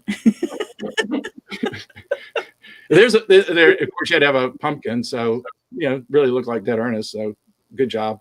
Okay, and then Deadstock. We referred to that before, and had live music, but we had lots of fun with this. And the invitation also had a CD that went out. So this was really a poorly made invitation, except the image was pretty cool. It just didn't get represented well with the dot matrix printer that you had. But I love the design. If you know the Woodstock one with the dove on the guitar neck, that's pretty cool. And here at the house, to have this large representation of it, you can see it from the outside and see it from the inside of the porch, was really cool. That my dad in his 70s got on his hands and knees on our concrete driveway and drew this out on cardboard so we could cut it out. And we say in his 70s like that. I know. I know. I realized that as I said it. It's true. But it's like, well, I was not that amazed far at the away. time. I'm not sure I could do it. Yeah, well, it hurts. Oh, there. See, now we have Deadstock t-shirts, so That's right. pretty cool, and nice ghostly backdrops for our musicians and whatnot. And there's Dead down in the right-hand corner. He worked the concessions. And you had your Dead Rock Cafe shirts, you had your CDs, you had some incense, you had your Deadstock t-shirts. I mean, he was probably selling other stuff, but we just decided to look the other way. So there's some band members there. And first semblance of early years that, you got to have somebody that holds a flashlight so you can see your music. Yeah, with our flash cameras, of course, you can't get the effect of this, but it was pretty dark. And the ghost in the background glowed really well with the black light that you see behind it now. But you had to have somebody hold the flashlight for you. Bob Dylan came, remember? Yeah. That's right. Frank Sinatra on the drums. He didn't know he was going to be playing drums, but he was drafted at the last minute. Right. And our neighbors really didn't object much to this. And fans of all ages. Yeah. These were pumpkins. And I don't know, Scott, maybe you remember? Well, Donna Chandler carved did them? 2 of those and brought Now them. Donna Lanahan. And then somebody else brought another one, maybe Scott. But yeah, that was pretty. They're pretty elaborate. cool. Yeah, It's they were hard very to cool. take a good clear image of the carved pumpkins, but those were awesome. Yeah. And we had a photo op. We had you could be a deadhead and get your picture made with some other deadheads. That was Forrest Jones, who also was Pink Floyd, but Pink Floyd the barber. Yeah. And you can tell he does look like Floyd the barber. Yeah. And of course, if you're going to do this, we always have a cemetery, and you'll see some more cemetery shots. But that year, of course, you had to have, if you can have to look closely, but you got Buddy Holly and Janis Joplin and, Elvis Presley and all sorts of dead people. A lot of it's 27 Club down there. I know. I was thinking 27 Club really ought to do this. They ought to have their own cemetery this week. Then 2004, should have a ghost town some year. So we thought, well, we could do a Western ghost town, but it should really be a ghost town. So here's the inside outside of that. So we had our swinging doors, like in your saloon. So you got your little figure back there, and then you open the doors, and that's my favorite line in there is, "Yeehaw, don't forget your costume." So yeah, we were just so witty, we amuse ourselves. Yeah. And there we are. Yep, there's our little family shot for Diamond Jim. All that at the Hilton Hotel. Annie Dark. And Dead Ernest kicking back. Sheriff dead. Yep. Hopefully not dead. Had our piano player. Yep. Which, he never moved from that position. Yeah. He looks a lot like Jack the Ripper, if you want to know the truth. Really? Little known fact. Right. And this is a great shot. We made a bar, and the picture, it was a L shape like a bar should be. And we moved our damn kitchen island. Yeah, out of so that we could put this, just put boxes up and cover it and put this, I don't know what kind of particle board or whatever down, but so that people could write on it, and everybody did. So you could put graffiti on the bar. And as soon as Tom Poss came in, we were thinking about how we were going to really do it. And Tom just took over, and he just started being the bartender, and it was great. It was fantastic. He was the perfect bartender because he's very loquacious. He could talk and tell stories and do whatever he needed to do. And he certainly looked the part. So that was a really cool aspect of that party. He came in immediately and just signed up. Yeah.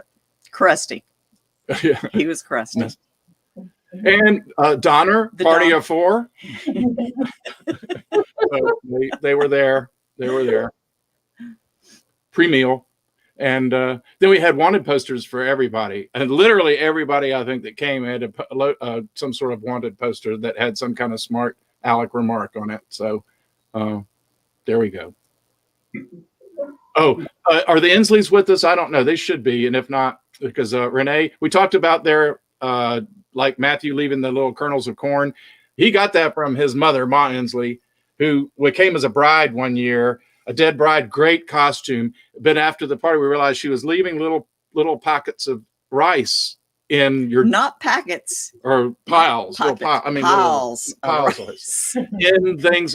We found it for months. All this rice everywhere. So there's quite the story too of retribution that sometime Ann can tell. But it's kind of funny. It'd be even funnier to hear it from Renee. But yeah, that went on and on and on and on. And we could have a debate. Yeah. That would be fun. So Renee, if you're there listening, you may have to type in a response. You're welcome to be there, but I don't know if they're with us there or not. The Villains Convention. I mean, everybody has conventions professionally, so it seemed only natural that Villains should have one too, and have breakout sessions and the whole business. So we had to make the brochure, and again on trifold. And there's if you can go online and find this on my Facebook page on the Dark Corners page, and I hope the text is good enough to read there because I cracked myself up with this. It is the wordiest brochure of all time. Oh yeah, it's got so much on it, but it's hilarious. It is hilarious about all the all the breakout sessions about relationships by Divorce Made Easy by Henry VIII and Bluebeard, and I mean all that stuff was just cool, fun and games. You can see all those kind of fun things there. But anyway, there's much more business, finance, and management. You can see some of the wonderful presenters that they had there for that. Off with their heads, the myth of good sportsmanship. Yeah, definitely the way. Right. Very good. Yeah, excellent stuff. Embracing the evil stereotype. I can see Villains needing to do that. So, and we had, they were invited. We had speeches and performances and whatnot, because I think people were running for villain of the year. That's right. We So- had votes, and we had a board that had villain or not, and we had things listed. You had to and, decide. and you could vote villain or not. Right. So that was the backdrop for our villains convention for the speeches. We did have, here's the breakout sessions and we had a sketch, so you know where to go. And we do have like Freddy Krueger there, Insomnia, it's not so bad. But down below were the rats. The rats gave their own, because we still have problems. We thought, now I'm kind of suspicious because we found out it's a squirrel problem, but we have literally spent, this is real, thousands and thousands of dollars over the years on cars because of these damn rats and squirrels. So here they were giving their little lessons. I didn't include everything, but the board has all kinds of wonderful schematics and maps about what to chew on, what tastes good. Red tastes best. Red is best. Yeah. So they're like, see, look how well they're paying attention. I mean, it was obviously one of the more popular sessions. Right. And everybody got bookmarks. I still have these bookmarks. Well, you came in and you signed in and you got a registration packet, just like any conference or a convention you go to. And so you had bookmarks, you had pins that said Villains Convention, actually pencils. Right. And you had a packet of information, an evaluation form. And there are there were more than these two villains, of course, but they were different. So you could know how many. There were 2 different Joker ones, see? And 2 different, or three different ones of Norman Bates. So you could try to collect them, try to collect the thing that was cool about the convention, so you could see if you could get the whole set. Again, we entertain ourselves. Now, I'm not making any kind of statement. I'm not sure why they were there. Okay. I mean, you put out invitations and then sometimes people invite other people and, so it just came out to be that way. Oh, now we had 2, if anybody To Kill a Mockingbird fan, we had 2 Bob Yules, and I think they coordinated their plan. So the villain of To Kill a Mockingbird, or at least I certainly think so.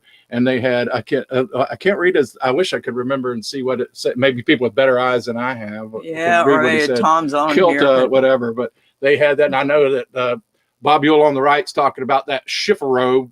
Yeah. He had to bust up a chifforobe and all that. So that was pretty hilarious. Oh, pirates, yeah, natural. I wish Jerem, I wish we had you as a friend at that point in time. This would have been your thing, man. The pirates, and that the front of the front of our house was the back of the ship, and so we did have that's a Medusa mask on a figurehead, so we had to have a appropriately evil looking figurehead off the back, which sometimes I learned they don't always have them on the front, but the ship was the Dark Mistress, so that was the porch, and it was covered in with that yellow paper to look like kind of the design like that, so we made our house look sort of like that. Again, paper we purchased. Yeah, I'm sure.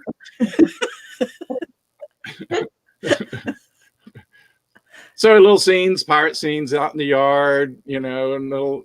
Can you tell that little guy there? There's a shark under him on the right. He's walking the plank. Yeah, there's a couple of sharks, or 3, I think. Yeah. So he's hanging on there as best he can. We had to debate that because it used up a parking place. Yeah, that was a parking place. It's valuable space, so had to make that scene work. Had the captain up there. This picture doesn't do it justice. It does not. But he's got the big captain's wheel, there with the skulls on it, and the wind was blowing his hair back, and it was a nice Could have been Jerem up there. Yeah, that does seem like Jerem. And our little figures around the house, of course, and grounds. And we did have activities. Marcus made a really good first mate, but we had to sing a yo ho ho, but we had some words made up, but a lot of us can't remember stuff. So we had cards, so everybody could sing along. If you're going to sing along, and there were new song. I don't even remember what the lyrics were, but we were yo ho hoing. Yeah, we were. And more candidates there of some of our. Now we've got somebody with us there, an illustrious pirate there on the far right, who is with us at the Helton as we speak. That's right. That's a great costume. That is a great costume.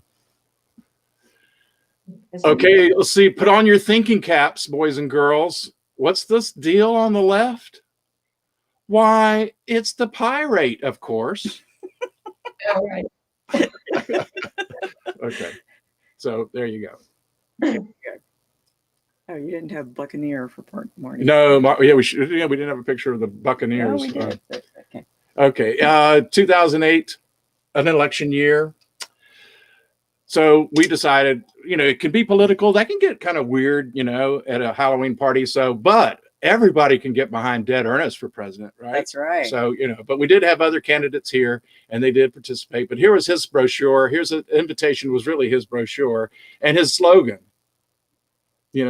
Some people say that could be working now, but I don't know. I think it's a good one for, That's right. no harm. What can he do? He's dead. So that's right. Oh, look, we had a couple of Sarah Palins, and I thought it was real interesting that both went with the same theme. Both went with hunting wolves, hunting moose. That's right. I like that Obama's photobombing in the background there too. Right. Sarah Palin had a speech here, as I recall. Yeah. And notice, Dad is like, I'm crawling out of this damn coffin for you. I'm coming for you. There he is. I mean, that's our guy. And then we have Marty as our local Carl Mumpower. And if you've ever heard him speak or even seen him, this is nailed it. This is absolutely it. But you can see the enthusiasm. That's right. Yeah. Enthusiasms. Yeah, it's just there. And I don't know, you have to be this old, I'm holding my hand up high, to get the joke on the left. But anyway, we had a voting booth and you had to go in and vote for your candidate and whatnot, but we did have a hanging Chad. So there was an issue. Nobody in our group gets the hanging Chad. That was a number of years ago. That was an issue. But there's our, super delegates. We understood the concept back then. I don't understand it now. Well, it's because the super delegates who actually got to decide the final vote of who was going to be Dead Ernest's running mate were the original party people that had been with us from the beginning. And it was Scott and Linda and Josh and us. Of course, Josh wasn't born yet, but as long as you could be alive. But as long as he had been, as long as he was allowed to come to a party, this was the party he came to. That's right. So that was the super delegates.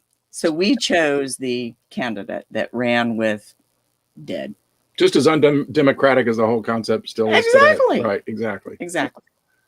And this I wish we had more pictures of, but we had a great drive-in, a real drive-in with the screen on top of the shed. And the only picture that we had, first let's take the invitation, of course. Night of Drive-In Horror, and we got to use pictures from the past for the movies. So that was really cool. We had the Headless Ghost of London Tower, Flem's Revenge. That's Saw 13. We thought that was funny back then. Like I don't know how many Saw movies there were, and we thought it'd be funny if there were like 13. It's like, oh, okay, we might be getting close. But Flem's Revenge, that would be a great one. Inslee's Walk Among Us. That's pretty scary. But we had that's actually the big screen, and Sue had a literal hand in doing this to get the sheets sewed together and stretch across this big PVC platform that we put up there. And always in October we have huge winds, and I don't know how that thing stayed up there because we had to put it up early enough that couldn't wait till the last minute. But we did have, that's a real movie projected from it was shooting out of a window downstairs up on this screen on top of the carport. Not that people were coming in their cars or anything. And then we did the screen test so that and real quickly processed those video wise so that we could show people screen tests on the big screen outdoors at the drive-in. So that was kind of cool.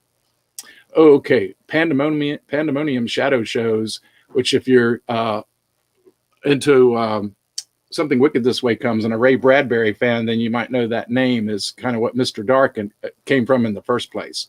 My respects to him. But he called his traveling circus the Pandemonium Shadow Show. But we had we had really made it a puppet theme that year. So there was quite the puppet stuff going on there. And that was the invitation for that Josh made. Really cool. Nice and spooky. There are a couple of really great scenes that were hard to photograph, but had our little puppet maker. He was that was a creepy scene, just down there making the parts of the puppets, and not sure exactly all the parts were legit. Dead Ernest could do a puppet show, and look who he's got as puppets. Puppets. Yeah, behind the couch, he does a little puppet show. It was not a real exciting show, but It's kind of a stinky show. it was just kind of, but it was cool at least that he had his little sock puppets. So we had all kinds of puppets, and we had our puppet theater. I'm sorry this picture is so blurry, but it says something. All the world's a stage. Yeah. You see, you had to make up stuff. Yeah, I know. Well, but anyway, there where me out. the red curtains are, it was a stage, and so we could have, I think, 3 different forms of media and puppetry: the shadow puppets and little actual stick puppets, and another more fleshed out kind of puppet. And so there was like a shadow puppet. Now we did this 2 years, so we had one screen like this, but there's Mr. and Mrs. Dark. Those are the stick puppets. Well, they're shadow puppets. I mean, you use sticks to do them, but we had other things that were actual stick puppets. Oh yeah, okay. So I'll shut up. they use both things, but this was a song that often comes up at Halloween when people are doing their song lists and everything. And I think I'd put this on the Facebook page as a trivia question about, can you guess what the song would be of that, fiddle player standing up on the cross in the graveyard there, but Devil Went Down to Georgia. So that was, and we had a couple of 2 or 3 songs that we pantomimed to. Dancing with Mr. D, and I forgot what the other. We had a number of songs, but they had little characters that would pop out, and then we had among the shadow show. You wouldn't know if you were watching it as a shadow, of course, from the back, but we were using Homer Simpson and had this whole little story. The Who, I bet most people don't know, but the band, The Who, has this really funny, creepy song called Boris the Spider. And so we acted out the story. You should definitely search for Boris the Spider by The Who and listen to it. It's a funny song. But anyway, we did the little version of that Homer Simpson figure finding, killing a spider, but only to find out, oops, Mama Spider. And then here's where the stick puppets came in, and a puppet made by a glove, so that Michael Jackson, we could do the whole Thriller song. So it got lyrics up there. And on the little stage, it was multi-political. So you had, the right and the left there. These little stick figures came out and danced on their sticks to the Thriller song. You had different people there, so both sides there. See the lyrics from the song, of course. That's when those lyrics came up for that part. Well. Oh, and then, oh shoot, I thought there was another part. But anyway, there's the third medium, was, combining humans and puppets, kind of a, thing there. So yeah, I did a song, and I really want boy, this is going to be fun. This is where we're going to hear the song. This is where a smooth transition. Yeah, this is where, great. if you can use your imagination, this is where a really smooth transition will take place, and we'll hear a song. Okay, so bathroom break time again as we try to do this. But we're going to leave that right there, hopefully, and be able to come back. I'm going to stop it and come back here to sharing this tab, but I can come back to it. Hey, everybody. Okay, we're going to see if we can share the screen and have some fun. And I hear that Mombi is here, so I'm going to try to see. There's Mombi. Hey, Mombi Ullman. Hey, Mombi. Yay, for joining us. We have a few technical issues, but thankfully everything's been archived, so you won't miss a second of it. You can see every single bit of those wonderful transitions. Yeah. But we're going to try another one here where we're going to go, and this one hopefully will work because it actually is in the tabs. But got a little song for you. The one that I performed as the teddy bear. I was telling everybody as Mr. Dark, this is really, really scary. And therefore this but I really do think the song is cool. So this was the song that was played at that time. Let's see if we can get it to go. We're going to try to, oh gosh. And share audio.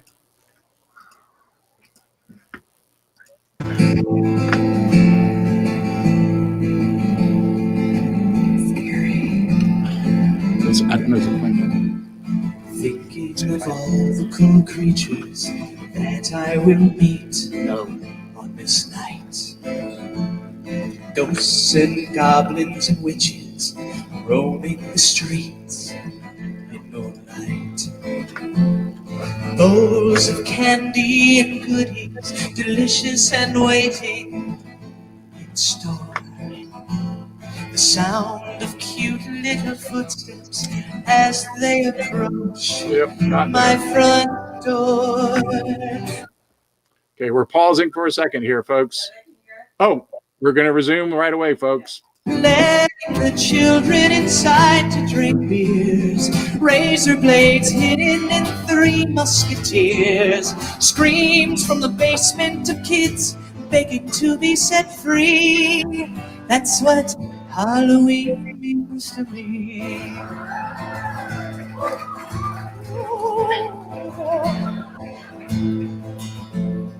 Tightening the clamps that are holding their little heads so tight, putting my lips to their ears as I whisper, please don't fight. I promise I'll let you go home if you swear not to tell a soul. Well, I'll just untie these, I'm kidding. Now where is my chainsaw? Let's rock and roll. A pinch of your brother, a teaspoon of you. With the head of your sister would make a good stew. I give you a taste, but your tongue's in the stew. Irony, that's what Halloween means to me.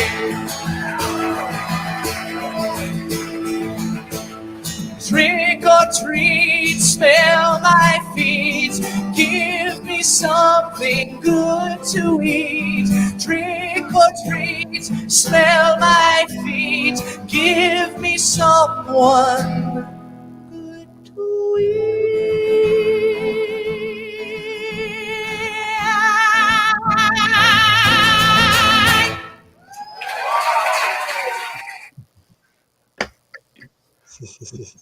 Okay.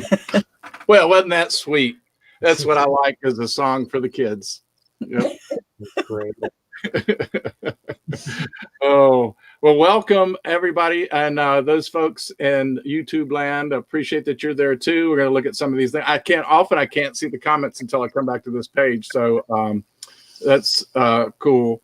And again, welcome. And we'll see if I've missed anyone else. We're going to put Jerem back in here. Just a second.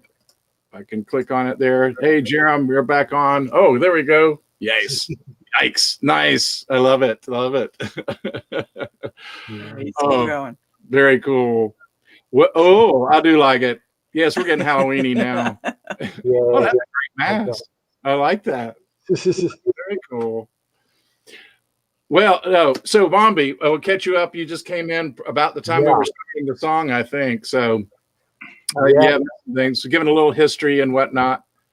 We were mentioning a little bit about Witchworks and the fact that your music was what inspired that, but we didn't really talk a whole lot about it. We know some folks follow us on Dark Corners, so they may know about it, but others may not. But Witchworks, I'd like, if you don't mind, to share a little bit about where Witchworks came from originally, because you had this vision and like a movie, I think. How long ago was that? You want to tell us about how Witchworks originally came into being? Yeah, it came into being. I wanted to do like an 80s retro synth Halloween album, but very much so like a kind of like a John Carpenter soundtrack. And that was I always kind of wanted to do that. As to what it would be called, I had no clue, but there were many nights I would just lay in bed, like with the melodies in my head, and I'd get up, start recording. And basically I knew this was going to be Halloween based. I didn't know a story necessarily, but I knew that as I composed, the story came to be, and I knew this element needed to be in there and that element. And I'm like, okay, this is a story about something going on in a little town. And these, there were numerous tracks with various track titles, but rename them to work with a story. And over time, it became Witchworks. In fact, I remember finding the title like in my head. There was one point where the title was going to be Witch World. And I thought the story was going to be based like on a Halloween theme park, theme park. But then changed it in my head. I was like, no. It was like Witchworks. I was like, this is the title, and it's going to be about a toy factory. And that's just over many nights. Yeah. Yep. That's really cool. So you did seem, I mean, when you have that cool CD, which by the way is handcrafted, you make the covers on all those and the CDs themselves. Yeah. So Jerem's holding that up. It's such a great thing, and little favorites that are stuck in there. Thank you. But there's in the liner, I'll call them liner notes because I go way back to albums and that kind of thing. But in the notes, there's some stuff about kind of the storyline, like you said, of this little town and what went on. And then when you and I talked, because thanks to Jerem, by the way, Jerem is the one who said, and I said, I need some music for the background for some stories and stuff. He said, well, you really ought to talk to Mombi Ullman. And when I approached Mombi, he was just so generous about that. Like, sure, you know, you can use the music. So that was so cool. And when we talked about the idea of like, well, what if we did a whole story on Witchworks as a part of the podcast? And, you know, and it just went, I followed the tracks on that. And so we talked a little bit. And at that time you had a little bit more, I don't know if you'd always had those ideas for chapters, and I followed some of those, but like the character, there's a sheriff in the story. Yeah, what was it? Yeah, there's a detective and his son. Yeah. And you took like the characters and made it your own. I'm like, I can't even entirely remember. Like, I'm more familiar with the story you've done at this point than the brief synopsis I come up with for my album. So yeah, you're like, those are the characters now. But yeah, it was totally just a very simple story, and you just took that and ran with it. And definitely you followed the track titles though, and like you captured that essence. That was the main thing. You got it down so good as far as like when I'm hearing your actual podcast, like it takes me, I feel like I'm watching an old 80s horror movie actually. Perfect. But even better, even more, there's a lot more substance to it and a lot of things going on, and just so it has the feel, but more. It's good. And thank you, Jerem, for introducing us. Yeah, that's been great. This is a friendship. It's more than a collaboration, and we hope to do some more collaboration over the years. But Mombi's in Cary, North Carolina. For those of you that are in North Carolina and know the area, and due to COVID, we haven't ever met other than through means like this. So we've messaged and we've interviewed and talked that way, but I haven't had a chance to sit down together. And I hope that in the months ahead, we actually get to be able to do that. Right when we were going to go out and have a coffee, like remember, it was just weeks like away, and then all this happened. Yeah, it was right. It was happening right at that time. And I was about to make a trip there in March, but that's when everything came apart, and it just wasn't smart to do that sort of thing. But it will be soon. And we will say, I can say with, I think, pretty good conviction, there's more collaboration on the horizon. And there are going to be some more stories. We want to do another season of Dark Corners based on another Mombi Ullman album. So it's a concept album. But it's just kind of what's really fun to me, because there is like a movie going on in your head already. And then I just wanted to say, can I borrow that movie for just a little bit, play with it and try something out? So we'll give the folks here a little teaser that you have an album called Wraiths of the Appalachian, and it's kind of a combination of lots of folklore of North Carolina, and that, well, not just North Carolina, it's the whole Appalachian range, cryptids, all kinds of little creatures and big creatures and mysterious things, and the Brown Mountain Lights, and all kinds of theories that can get woven together into a mystery that if we can string it together in one more story with somebody, a central character who has to make a journey and experiences all these things, we'll go through the album again and just follow the tracks and have some fun. Yeah, I'm really interested to see what that's like. I think that would be just to knowing like the actual cryptids and aliens that appear throughout the album, and just like visiting all that. Like, I think it's going to be neat. Yeah, definitely. I'm excited to see what you do with it.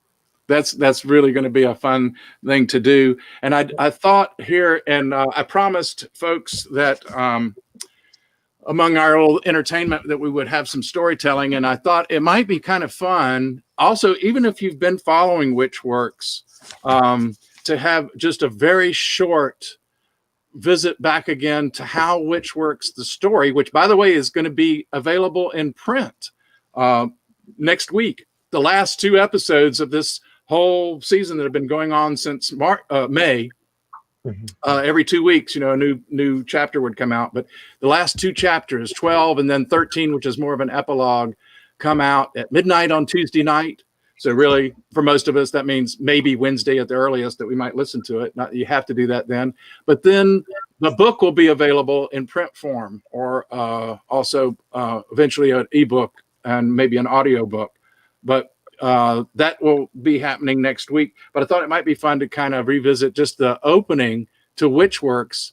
For those who've already been listening, you'll be able to tie back in and go, oh, that's kind of cool. And for those who haven't heard anything, it's a nice spooky story to get started on a Halloween, pre-Halloween evening, I should say. So if everybody doesn't mind, I'll give it, this will be a short thing. I won't take too long with it, but I'd like to give you the introduction to Witchworks. So let me reach back here and grab it. I'd like to read it. Oops. And as I say, I promise that this won't take too long. But chapter 1 begins. Our main character, his name is Daniel Thompson. Let me get into the screen again here. Get too comfortable, get laid back there. So it'll be really just like a podcast where you don't even see anybody. Okay, the chapter 1, Witchworks. Daniel opens the large iron door and enters the dark, cavernous hall. The sound of machines is deafening. The constant whir of engines, the rhythmic clanking of metal, the sizzle of electricity from a Jacob's ladder. On either side of the open floor in front of him, industrial sewing machines sit in rows that stretch out to an endless horizon that's impossibly contained within the building. To his left and right, tending the machines, are workers. Men and women clad in wool and linen of decades past, who sit and stare blindly straight ahead at the group on the opposite side. Daniel knows they're blind because their eyes are white without iris or pupil, their hands moving skillfully nevertheless, creating stuffed cats, balls, and other small toys. The entire space, cathedral more than factory, with its vaulted ceiling and upper walls made of stained glass depicting ancient toys rather than the saints, is bathed in crimson light. On the mezzanine above him that runs along the 3 walls he faces, Daniel sees dimly lit alcoves housing more workspaces with large machines, all with arched Gothic entrances like catacombs, perversely appearing above ground. Dark figures move within the shadows, busy with tasks which inexplicably strike Daniel as unholy. At the center of the mezzanine stands a large set of wooden double doors with ornate carvings of gargoyle faces frozen in obscene expressions. On either side of those double doors, 2 offices, each with a single large desk, are contained within alcoves similar to the workspaces. A man with a pencil-thin mustache and rolled shirt sleeves with a vest and loosened tie rises from his desk and walks to the rail where he stands in a posture of authority overlooking the factory floor. He then descends one of the 2 sets of iron steps that provide access to the mezzanine from either side of the factory floor, which places him near the center of the building. He walks with purpose among the workers until he comes to a stop beside a female who, apparently unmindful of him, continues sewing. Reaching into a carpet bag beside her, he retrieves a baby that cries and squirms in his uncaring arms and walks to the other set of stairs to make his way back up to the catwalk above them. Directly in front of where Daniel stands in awe in the middle of the floor, high up on the mezzanine, the tall carved doors open. A bearded man in a business suit comes forth and turns towards the assistant who approaches on the catwalk. He receives the infant, and all the machines on the factory floor stop. In the silence that follows, he holds the baby above him as the workers lift their blind eyes up towards him. In unison, they chant a verse in a language that Daniel cannot recognize. The chanting stops, with their voices echoing in the vast chamber, and the man who appears to be the boss of the factory hands the child back to his assistant, who withdraws into the darkness behind the open doors with the crying child, and the doors close behind him. As one, the workers turn their heads back so that they can resume their sightless stares straight ahead, and all the machines roar back into life. The bearded man looks down at Daniel. He smiles and then begins to laugh, a chuckle at first that grows and becomes a full-blown guffaw. Daniel, though terrified, is physically drawn toward this powerful figure. He feels himself lifted from the factory floor, his arms and legs hanging uselessly as he floats closer and closer. The face gets larger and larger until Daniel is swallowed within the darkness of the laughing mouth. Daniel opens his eyes to find himself lying face down in damp earth. It's still night, but now the air is cool, and he sees that he is outside the walls of the factory. He stands and brushes dirt from his face and hands and looks back at the ominous walls behind him. The roar of the machines continues, and Daniel has only one goal: to leave and get away as far as possible. He runs a familiar path he remembers from his childhood. Pumpkin vines grow thick on every side, thicker than he ever recalled. And as he runs, he sees that light glows oddly in patches among the leaves. He sees that some of the pumpkins have been carved while still on the vine into Halloween faces. And he recognizes many of the jack-o'-lanterns he had made in his youth.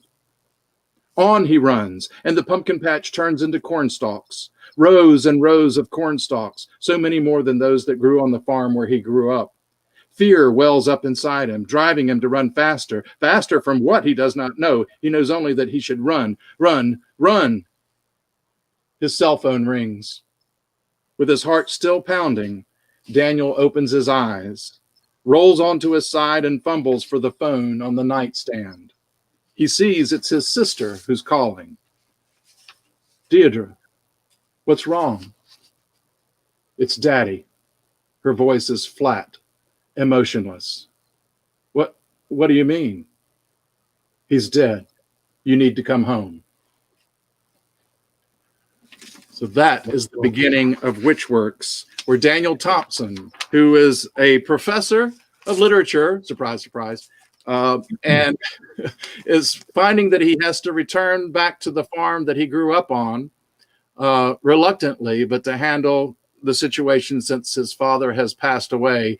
And there he finds he's grown up where the Black Cat Toy Factory looms over the farm, as well as the town of Maria Bay, and that there is much, much more that he is about to experience and find out about the impact of the man who once ran that factory. So that's how that story begins, and hopefully you can see some connections as those of you that have been following and see what's happened. And it wraps up next week. I have mixed feelings about that. It's kind of exciting that it finally comes to a close, but it's also kind of sad when something that you've had a lot of fun with is coming to an end. Bittersweet. Yes, it is bittersweet. Yeah, exactly. So, but we know that we've also got some more projects in mind.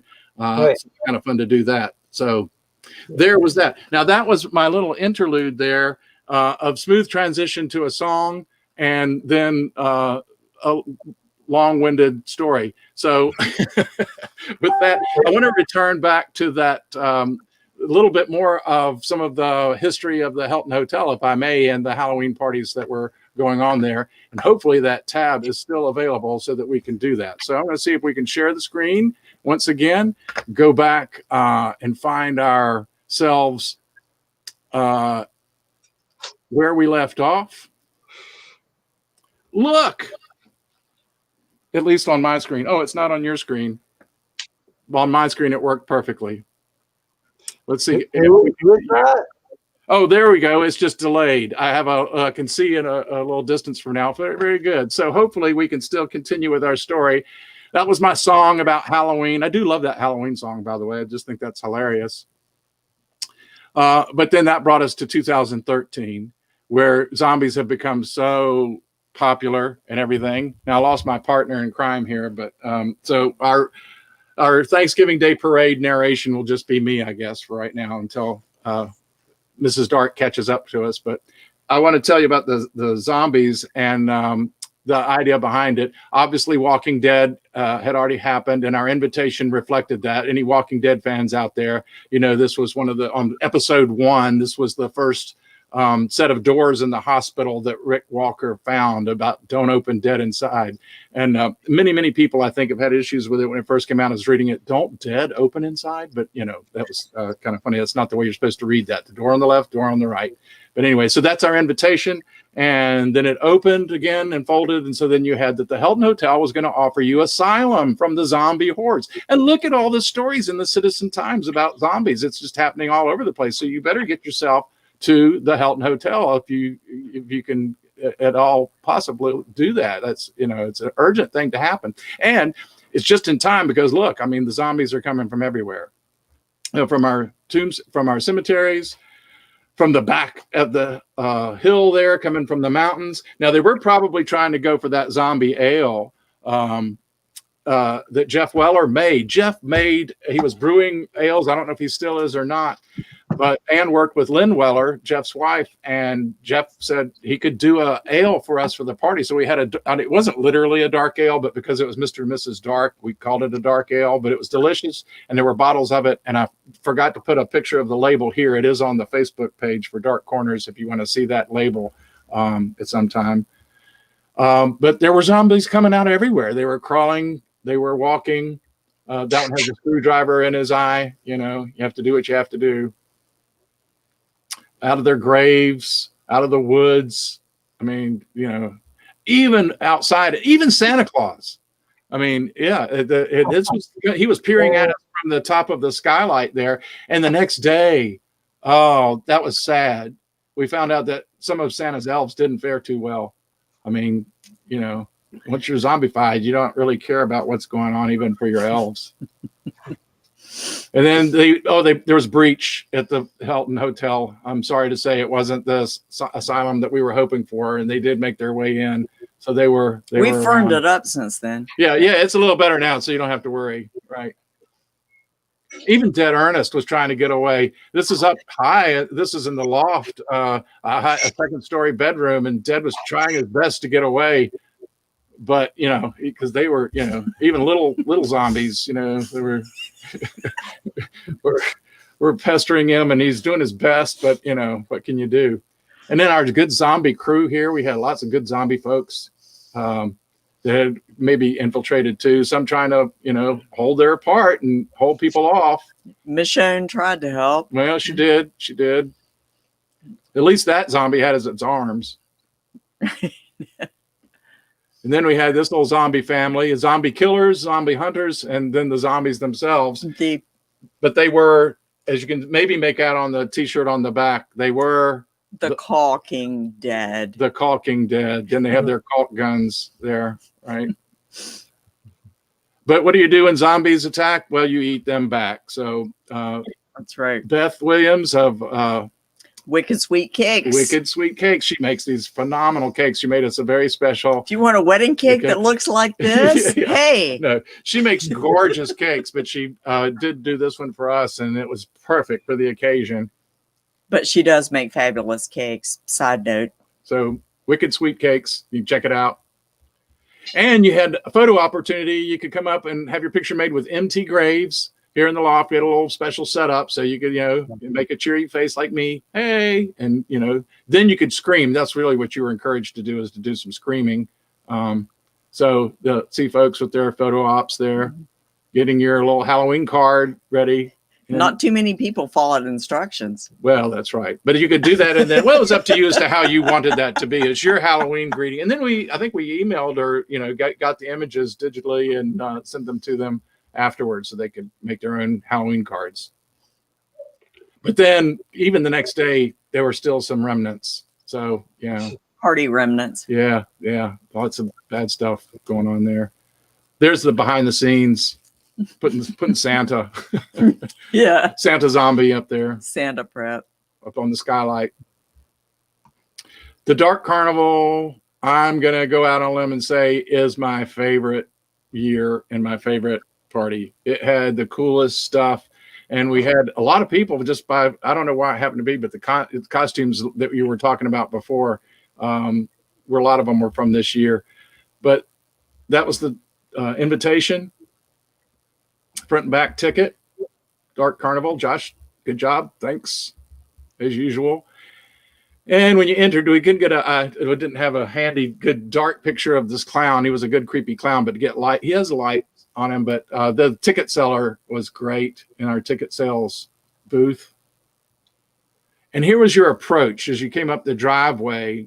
There are tents on the left. The ticket booth is there in the foreground on the left. There's a tall man. You'll see him, the freak tall guy, and the fun house in the back. But the little tents and little shows that Lisa made some great ones. I wish I had made better pictures of the art carnival signs that she made. I really wanted to keep them. Sideshow stuff. Yeah, they were excellent. We had a hint of those, but not nearly the attention that they deserve. There's our tall freak guy. And the fun house. Josh made the entrance, which was terrific. There you see some of the carnival signs. She made the one on the right, but unfortunately you can't see it. Really cool artwork. And on the spider boy or spider lady, spider man on the left, and the two-headed girl's just a silhouette, but the other ones were terrific. The frog boy. Yeah, the glare of the light took it out, unfortunately. And we had a snake, Medusa figure all chained up in the tent. She was, had to be secured, so can't just have her hanging out loose there. So into the fun house we go. Obviously, you need to go in through the big clown mouth. And it was very disorienting. For that carport to be winding around as it did, it had quite the little maze. So you could run around the corner and find all kinds of fun, spooky stuff with all the black lights and swirling disco lights and whatnot. There's Beth Phipps there with her, in her glowing majesty with the figure behind her too. I love those old style glow in the dark skulls like that. I just love them. There's Natasha, and Imran is in the midst there too. If you can see there in the midst of the clowns. That's a great shot. Yeah. So these are several images together from different places in the maze in the fun house, but yeah. And then there's the coffin ride. Woohoo! And I don't have a picture of the coffin ride itself, but under the steps there, as the first floor entry into our house, there was a booth. Josh made this incredible booth that you had to climb into, sit down, push a button, and the seat vibrated like you were getting on a dark ride. And of course, since we're the dark ride tours people, we love dark rides. And that's where the name came from. Any ride, it didn't even have to be scary. Like at Disney World, if you get in a ride and drive and ride through it, and at some point, they have the lights down so that you can see the scenes and whatnot, that's a dark ride. So we wanted to have a dark ride, but we had the coffin dark ride. So I wonder if anybody would like to take a dark ride. Sure. Good answer. So we hope that we can do that too. So I'm going to take us back to the other idea again here for the StreamYard so we can see if we can get that smooth transition that we always hope for. I'm going to try one more time and stop that part. Come back over here. We're going to see what happens with our coffin ride. And hopefully away we go. I'm going to share the audio. Sue disappeared again. Okay. I'm going to give you a second because there's a delay here. Make sure we see everybody's gets the screen. It does take it a few seconds for it to show up. Okay, we're good. We're good. Okay, everybody buckle your seatbelt there. Please keep your hands, arms, necks, heads, toes, fingers, everything inside the ride.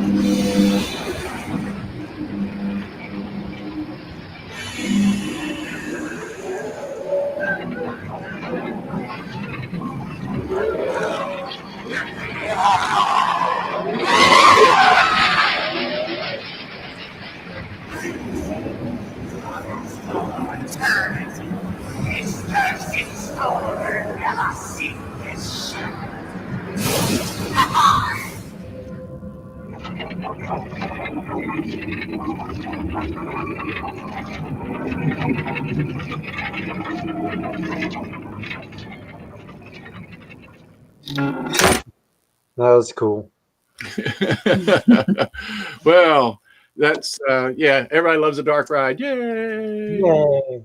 Can I jump in for a second? This is Jerem. Ah, yes. So for those of you who weren't there, they had this rigged up under their porch. It was cordoned off completely. When you got on this ride, you were on this ride. You were in front of this. You were in a little cart with a pull-down bar. It was phenomenal. Really? I'm one of my fondest Halloween memories. That's cool. Josh designed that and put that together. Even like when you did put the bar down, then it started the video. There he is. And it vibrated. Oh, look at that scary duck.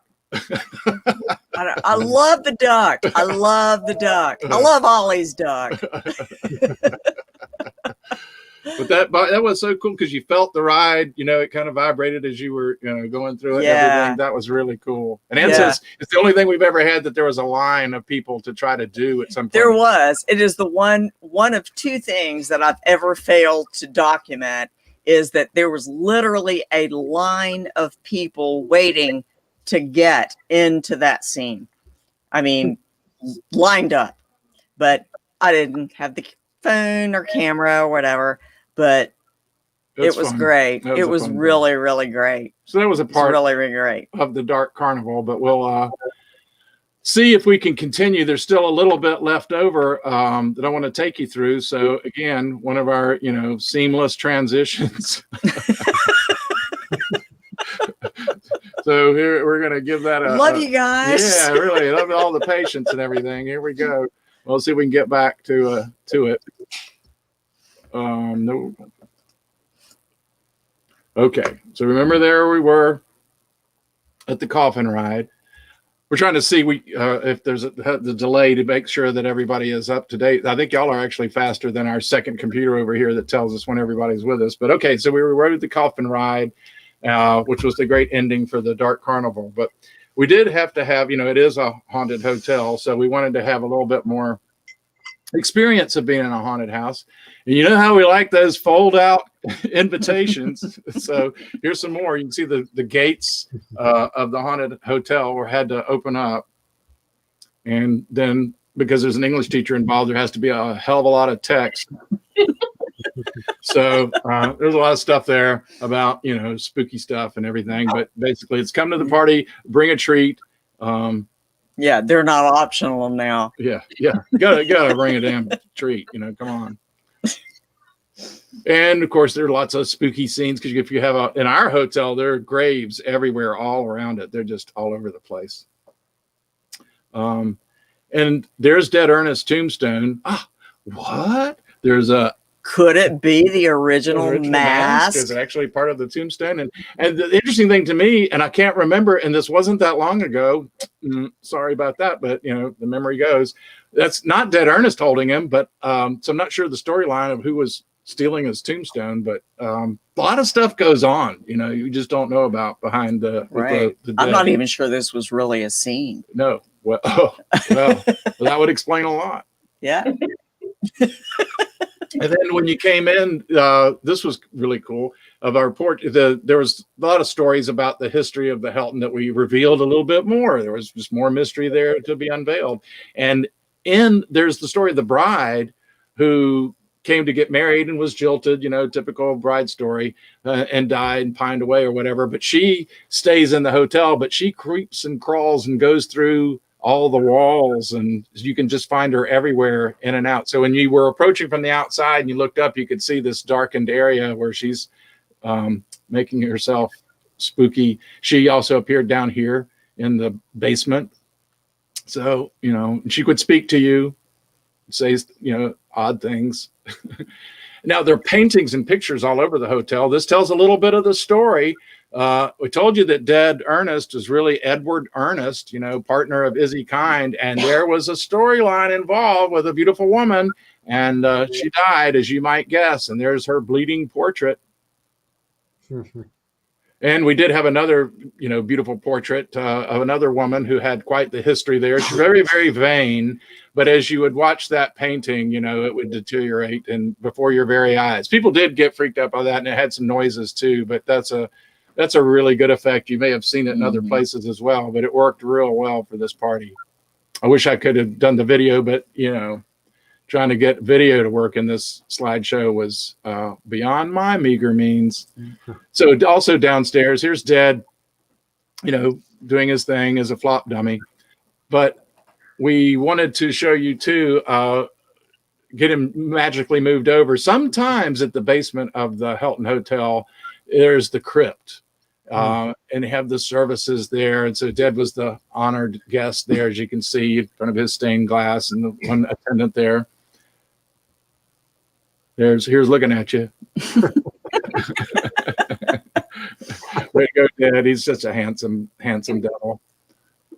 But downstairs too, in some of the rooms, there were, like I said, they're painting and pictures everywhere, but we had to keep, you know, people back because this was just not safe, because some of those pictures came alive and did really creepy things. There is video. If you go to my Facebook page, you can click on the photos and find the album for this year, and you can see the videos that took place. There are floating candelabras and or candles, and definitely this whole scene of where these pictures, you know, freaky stuff happens with them, and freaky stuff happened in here. There were ghosts not only in the paintings but in the mirrors. So this one, this little girl, she is a creepy little ghost that would appear out of that mirror. Now, last year, this brings us up to getting really close to this year, just 1 year away. That's pretty close.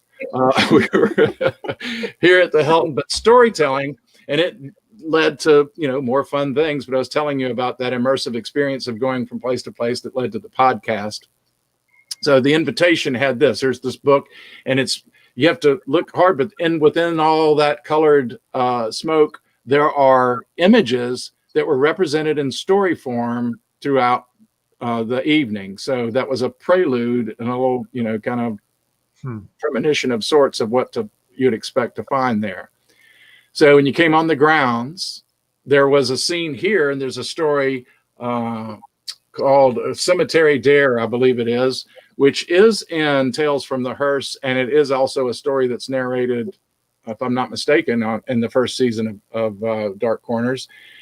And if you look real carefully, it's kind of hard to tell, but the Grim Reaper is rising out of the ground in the back. We had a really good effect where that image, that figure would come out of the ground, and you could see through him and see the tombstones behind him and everything. Really excellent ghost effect. The video shows it, of course, much better than a picture. Oh, there he is. That shows it a little bit better. He's starting to form there and rise up. It's a lot more intimidating in a video, and certainly better when you were there. There was also a story inside where Dead Man's Hand is a story about the Grim Reaper who decides he doesn't want to be the Grim Reaper anymore. And so the powers that be decide that a card game will be the decider of the next Grim Reaper, who that's going to be. So here's the little scene representing that story. And you could listen to it. That was the thing. You came and you sat in the setting, and then you got your phone and you used the little QR code to access it, and then you listened on your headphones. So it's sort of an odd party at times, because you walk around, all these people are just quietly sitting around the house, but they're listening, kind of like a museum where you listen to the... Or not so different than people sitting around a room. Well, true.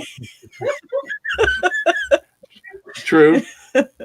Upstairs in our loft, we had, there's a story that's called, it's the extravaganza story of a Halloween story. Actually, it's a Halloween story too, where this family goes to stay at a hotel, and the dark carnival is there. So it kind of ties in with the dark carnival, and the kids get an invitation to go to the clowns party, so that after the carnival closes down on Halloween, the clowns have their own party, and these kids get special invitations.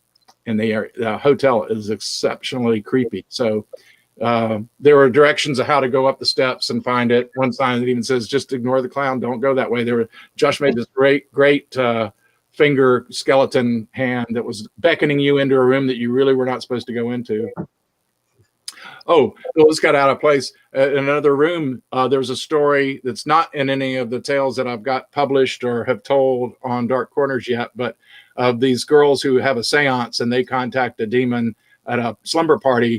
Not a wise move. And let's just say all hell breaks loose. You can kind of make them out there in the back, but the flames, the burning door, all that stuff. And if you were to look through the hole in the door, you could look down and see the Ouija board that they were using that night, and the planchette is moving, through magic, or spirits. So that was pretty creepy. You have to take my word for it. I can tell you anything, right? In this scene, but here back in the crypt, we had pretty neat stuff. You found this fellow who was very ominous, and that is a story. The open crypt is both in Tales from the Hearse and maybe one that I've narrated. I don't know if it's in the first season or not yet, but it probably will appear there. But back in the crypt, some scary stuff there with that figure, and things were happening behind him, all kinds of animated things. This guy would pop out of the wall and be creepy. So definitely a spooky scene. On the outside, so we're going to go on out the door here and kind of get you on your way to leave. There was another scene just outside of the true story of Hansel and Gretel. I know they made a movie the same time. That always happens to us. I come up with this great idea, and then they come up with something else that goes, oh, like you stole that. But anyway, but here's this oven of, you see, I think you can make out the bones glowing in the fire of the oven there. Who could it be if we know our story? Well, the true story tells us who it was. It wasn't the witch. She did have a bad encounter, but she kind of had her revenge. And if you left that area, this picture doesn't do it justice. There's a real good video made, this tree of souls that has skulls all throughout it, and is kind of neat. You could stop and get the QR code off the tombstone, and I thought that's kind of funny, and sit and listen to that story for a little bit. And then you could go down to take a walk on the haunted trail. So as you go down this trail, there were spooky things because it's haunted. So giving you an idea of what you might experience along the way. But you were listening to a story, of course, with your earphones on. And I found this personally to be one of the spookiest things when I was testing things out myself, and I wanted to do it at night and see what it's like. There were sound effects of the woods and the wind blowing and an owl. And the owl to me was the spookiest thing because it sounded so real. But anyway, that was what spooked me when I was walking through, just to see if things were okay. But when you're walking through the trail, the haunted trail, you came upon this tunnel. Kind of hard to see the entrance here from this angle, so there's that. But yeah, not a great comforting sign that you're going to have to walk through this little tunnel of vines and weeds and twigs and whatnot to get on down to where the story was of the old woman that lived in the woods, the old woman of the woods. This is not her. This is just another one of the ghosts along the way that you have to deal with. But it did get creepy because you kept finding these big signs, these symbols or sigils or whatever they were, which had happened the year before at the harvest year. We had people walk down the haunted. They had to go down the haunted trail by themselves in little groups and go find a sigil that was in there. Well, they had one in their invitation, but they had another one, or they needed to find the sigil for protection, or spirits were going to find them on the way home. So they had to go down the haunted trail without a guide and go find their little sigil, which was on a sign. So anyway, these sigils, they are kind of prominent in the woods around here. And finally, they found the old woman in the woods down in a pit, this huge pit with looks like some unhappy hikers. Probably not a great thing of, people walking that trail. There she is again. So, so that if you were able to get away from her, then you came back up, and hopefully this wonderful hearse could then take you and whisk you away to safety. Oh, so that was kind of how your evening would end. at that particular point in time. So that ends our little walk through the themes. But there was something, let's see, we had a song, or the whole, not a song, but the idea of the haunted trail. So we're going to close that out and go back to our, are you all, wait a minute, let's just see if we can get this. That would be nice timing. If we saw a thing of the haunted trail, see if that pops up for them. Maybe not yet. I need to share it. Let me get, for us, it was very convenient. The thing I wanted to show you came right up, but I paused it so that we can see it together. You know, you did come and everything, so I guess you should see it. Oh, I'll share it, you know. I'll stop it. I was going to watch it. It was going to be pretty cool, but okay, if y'all have to see it.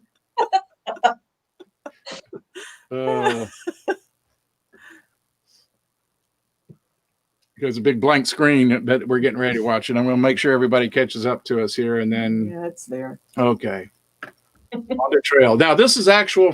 This is really we have a trail cam, so we do have a lot of wildlife on the trail. So coyotes, raccoons. They're fine. So there's our bears.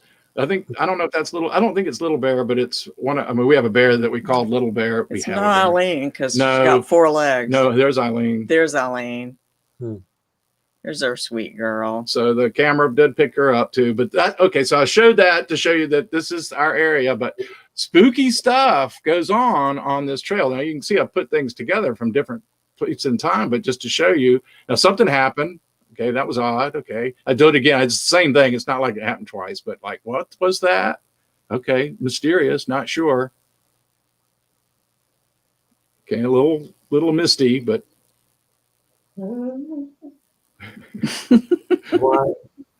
okay.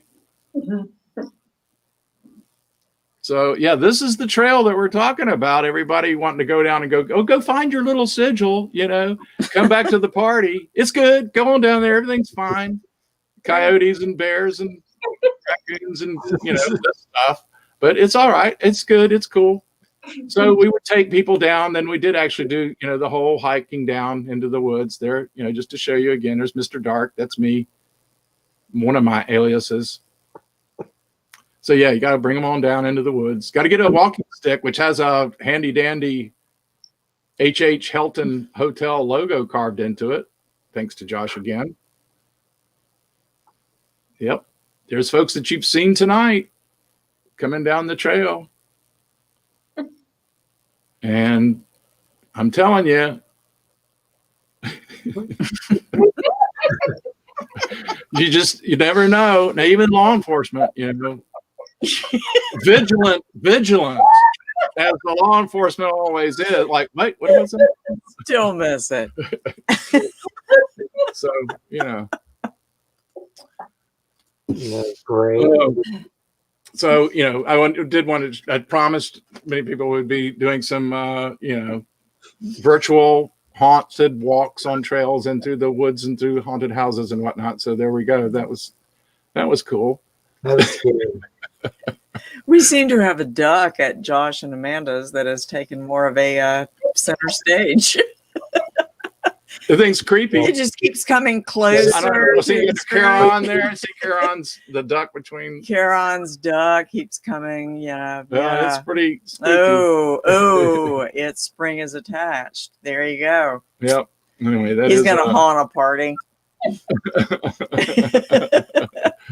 Oh me. So let's see now. Where does that leave us? Well, we've got some movies because we know how well that works. Yeah. But there's so many good things that I do want to show you because there's some pretty creepy stuff there. So if you're patient enough for got to go, but we got try 30 that. minutes. Okay. Well, it's as long as we want it to be. I mean, you know, we've got as long as anybody wants to go. We'll certainly understand if you do need to go. I did want to see though. Let's see. Who's here that I was going to ask a question of, but they've gone on too, so that's okay. Let me try once again to share a little movie with you and get a nice little creepy thing. You'll see. And I think we can probably go ahead and show some of the creepier stuff now. If you know my style, you know I like atmosphere, I like character. I don't mind it being, I don't mind blood and guts at all, but I really appreciate it when the suggestion is there without something else. It's just the suspense. So there's a lot of that kind of stuff here. But let's give it another try and see if we can finally get that to happen. This will take a pause because this is a different way of accessing it. Let's try this little movie here. Okay, and then we're going to bring that back up. It helps, you know, if I talk myself through it. Not, but anyway. We're going to try once more. This is just the most awkward way of doing it. We might have success here. This is part of the horror.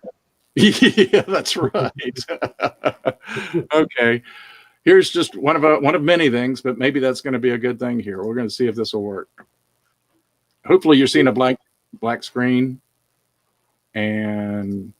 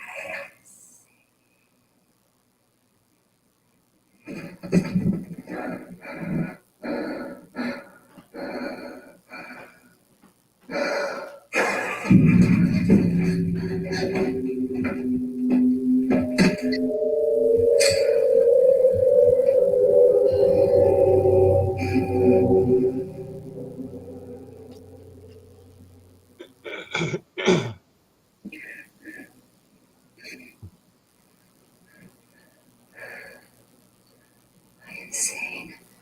I am rational. I am sick. I am irrational. And I'm not going back to that place.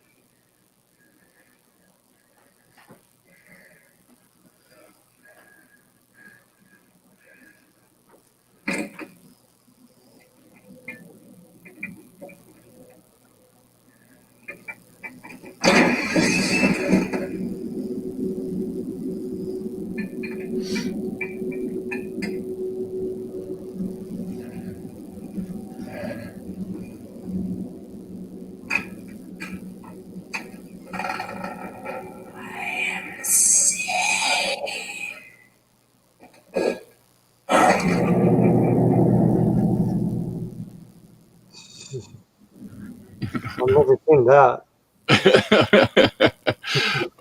Just love it. The same story gets told many times in these short films, but I still get a kick out of those.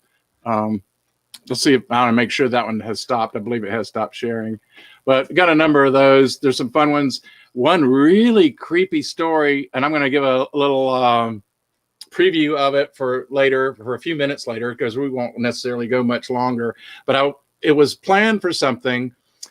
When Dark Ride Tours was trying to decide whether we were going to keep going or not, one of our thoughts was we need another vehicle, and we needed to do something more than what we're doing. We need to get more people involved, have a vehicle that could have maybe a dozen people in it. And so we thought of this idea of having an activity where you had to solve something or you got taken places and spooky things happened in the vehicle it would have to be bigger than a hearse. We knew we'd have to get a van and maybe decorate it to be like, I wanted it to be like a parlor in a haunted house. And you would have these creepy experiences along the way and stop at different places. And Mr. Morrow down there was going to be the person that came up on screen, because there was a television in the hearse, of course, who would just abruptly challenge you with something and that you needed to solve. So the idea was called Survive the Night. And in that, we would have different videos that would be watched as you went somewhere. And on one of those videos, one of the places we were going to take you was to an outdoor amphitheater. And it would be dark. It's totally dark. There's no lighting there. Yeah, even got permission. Basically, it would have worked out to do it. But Jared, as I forgot what we called you. They're not Crypt Keeper, but it's still the basic same idea. This figure that came up from really based on the Nightmare game, or what was the name of that game? Nightmare. Anyway, it was a good video game where you'd have a tape that would play, and every so often a figure would come on your television and stop the action of the game and tell you to do something. And Jerem was going to be a character like that. Yeah, he'd talk just like that and talk to you and tell you to do things and then show you videos. Well, we had the video that I want to show you. I just find to be so creepy. It's a little longer, but it's about, I don't know, long means 8 minutes instead of 3 minutes. I just found it to be very Twilight Zone-y, but in a really, really dark, creepy way. And we were going to show that video, but then take people to an amphitheater in the dark where they had to go and get a clue. They had to get something, because the whole idea would be there would be clues at places you had to retrieve. And once they got into the amphitheater in the dark, there would be still figures sitting on the seats, and you had to get something out of the pocket of those still figures, whether they were dummies or not. You didn't know. Some would be and some wouldn't. And Draven, Morrow, Jerem's son, I don't know if Draven, is he in the room? Anyway, he was going to be part of the scene where he would be acting like one of the still figures and then just come to life where you scare the daylights out of you. So with that in mind, I wanted to show you this video, if I can get that to come up again. So if you'd like, we'll watch this little video called Still Life. I think that's the name of it. So hang on to your seats here, boys and girls, not because of the movie, but we're going to try to make a transition. It helps first if I get the movie Mommy up. doesn't know how bad these those were. transitions They were have really been, pretty but- bad. So, oops, I need to close that one out.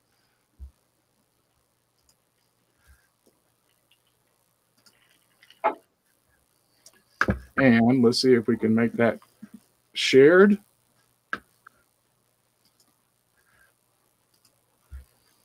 Yeah, I'm getting it down now. By next Halloween, by gosh, we'll have this figured out. Well, if the share button, okay, what am I not doing? Spoke too soon, but here we go.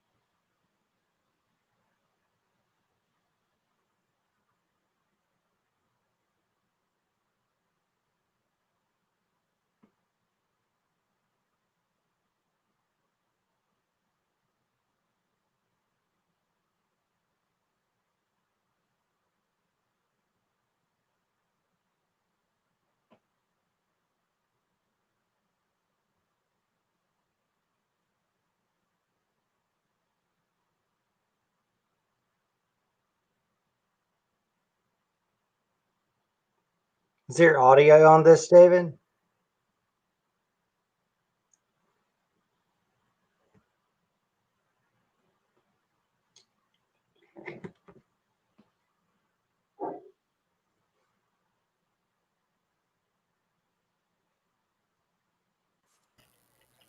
I paused it to find the audio. So far, it's not significant, but it will be. So let's see if we can. I'm going to see if I can share that too. I may need to stop it and start it again.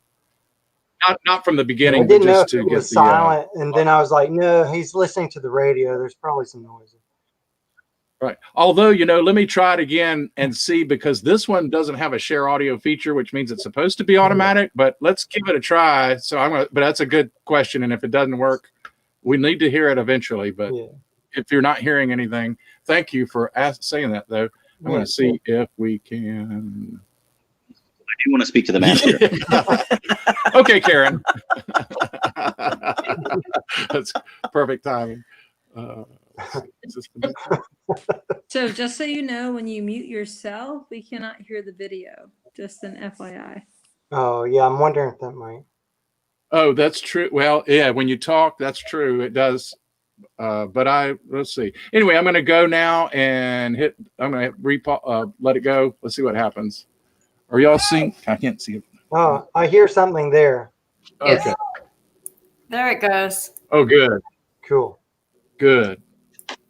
Just don't mute yourself.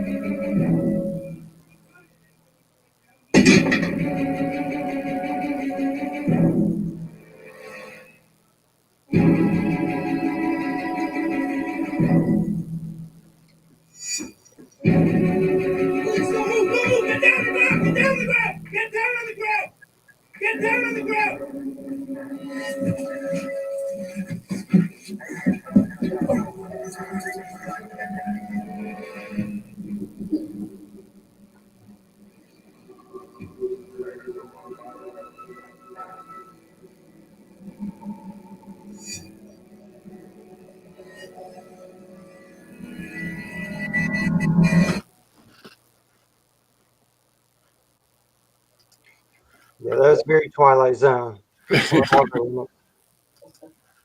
Yeah, that was that stuff of nightmares there for me. That What is was that called again? Still Life. Okay, yeah, I'm gonna look that up. Yeah, that's really cool. I just think it's done. I mean, for horror, to me, it's kind of what horror is all about. And that there was blood, but it wasn't that. But it was even more powerful the way it was suggested. You know, Yeah. you go through all this stuff. It's very violent, and yet it didn't have to have incredible gore. And if a movie makes that, that's their thing. But I find it incredible craftsmanship, if nothing else, when you can do through the power of suggestion and get the creepy effect. Plus, dummies are just creepy, aren't? I think they are. Yeah, remind me a bit of a movie called Tourist Trap. Yes, yeah. Well, Yeah, all right. Funny you should say that because Julia and Lisa, you may have. I think you're still with us there. We watched that movie together with them. They're neighbors of ours. We get together, watch creepy movies sometimes, pre-COVID. One of and our we've even done that. favorites. And we watched Tourist Trap. It was so hilarious. And then we thought, oh, that's going to be a theme for a Halloween party. and yet then things happen. So that was almost going to be And this here year's we theme. are. And here we are, right? But that's the whole idea. But yeah, Tourist Trap is a fun, creepy, grade B horror movie. But in many ways, I think it's done really well. Mm-hmm. Jeremy, you're a horror master. What do you think about horror and horror movies? What are your favorite kinds of horror movies? Oops. Okay. Well. Oops. Oh. What's really scary is when people just disappear out of your lives. You're just talking to them and they just. That's so funny. When I did the book launch via this method, I did that to myself and had to come back in. So, it's kind of very scary experience to go. He's going to be back. But you were talking about the power of suggestion, though. Like, I mean, I was just telling my girlfriend the other night on the phone. I just watched this movie from 2013, and the whole movie is about these two hunters hunting for this deer, but they come across like this screaming banshee. And the whole movie, like, I literally at one point, and I don't do this much, maybe I'm ashamed to admit it, but I turned on the light in the middle of the movie. I mean, and there was no blood, no anything. It was just about this screaming ghost in the woods. And it was just like, ugh, I can't take it. Oh, that's great. Don't you know the movie maker and the writer and everybody connected with that would love to know that you had to cut your lights on? I mean, that would just be the ultimate compliment. That's It's like, right. That's right. Your primal fear. Yeah. I mean, that's great. Those are my favorites. Those are the ones that I really keep looking for. I'll watch horror movie after horror movie. And unfortunately, there are more horrible movies than there are horror movies. But it's worth a shot because you still see some good things. And even in the worst movies, there's often, elements of it that are kind of entertaining and are fun to do. So, yeah. So, Jeremy, we were talking about how scary it is when people just disappear out of your life. Yeah, I caught that as I came back in. Okay. My phone keeps overheating. I'm using that as the camera. I'm trying to watch. Yeah, I hear you. Okay. I was just yelling at you. How dare you ask me that question? Because I answered it. What kind of horror?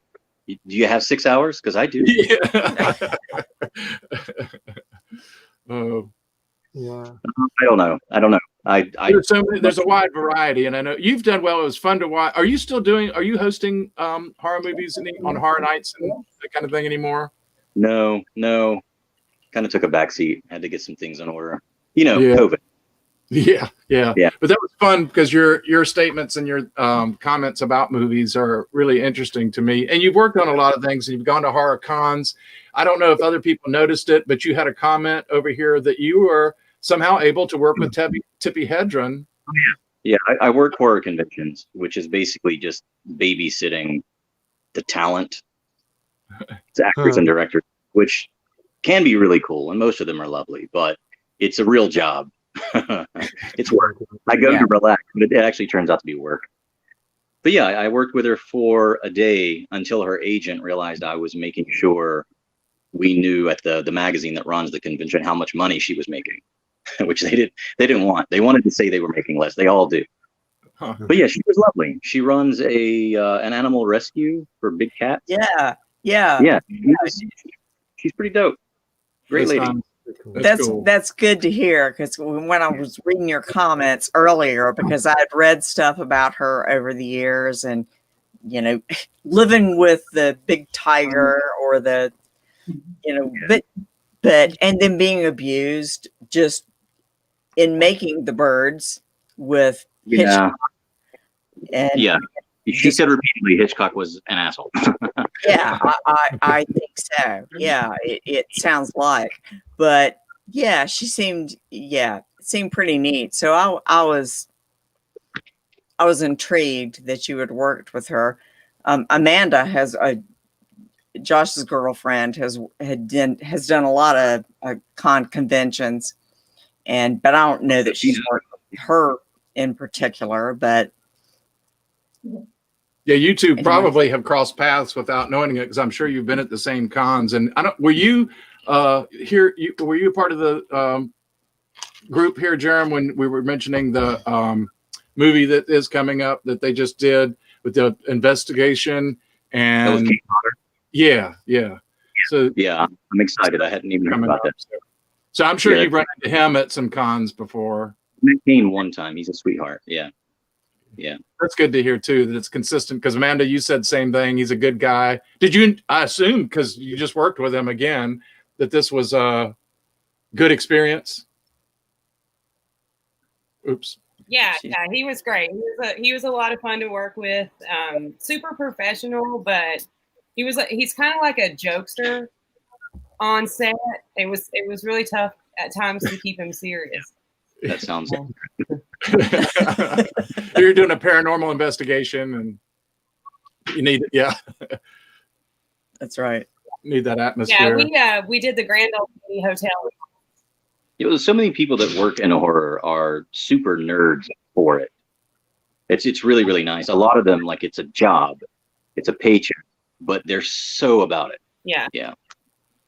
That's cool. It is neat. It's fun. I will say about Kane,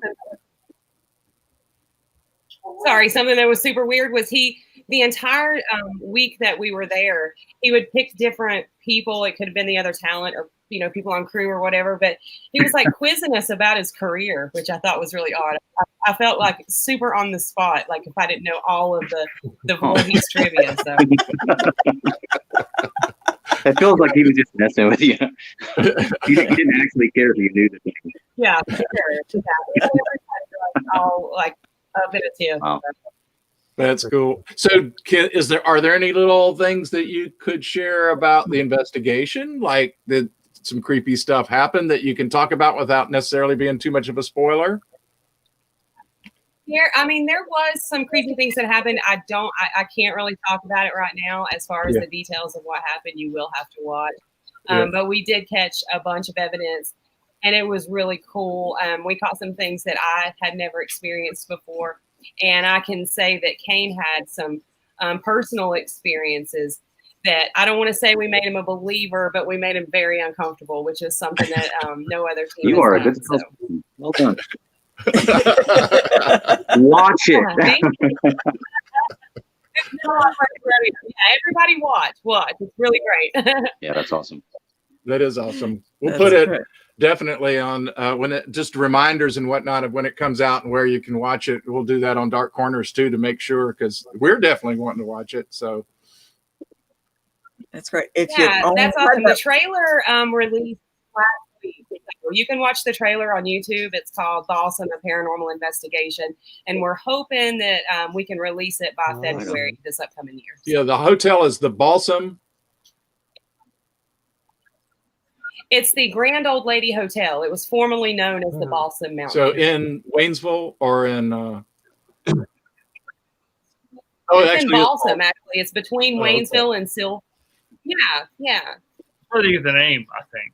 Yeah, it's like you cross over Balsam, and it's this little 4-lane highway, and you would never know it. But right on the other side of the trees is this 40,000 square foot, inn that's over 100 years old, right on the railway. It has it's a really huge. It looks huge. It is. It's massive. But it's looking.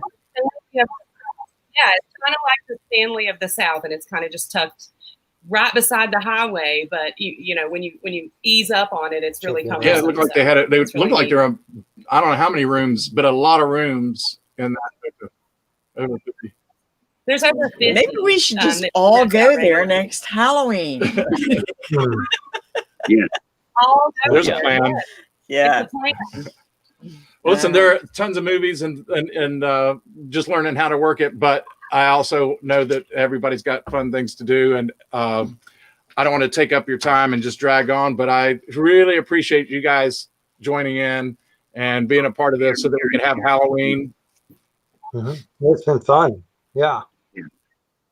Yeah, it was great. Yeah, thanks for having us. We learned a little bit more about how to do stuff. And I did want, you know what we didn't do? And I want to do, and it's really short anyway.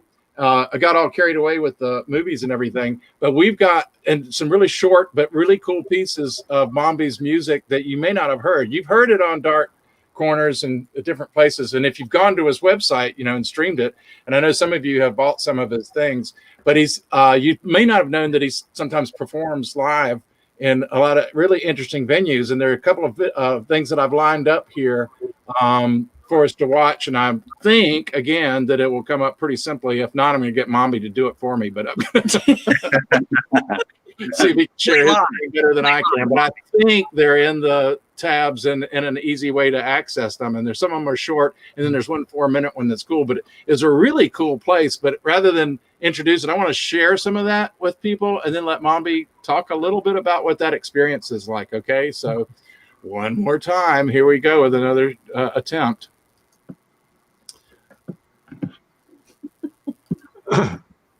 Definitely want to share audio on this one.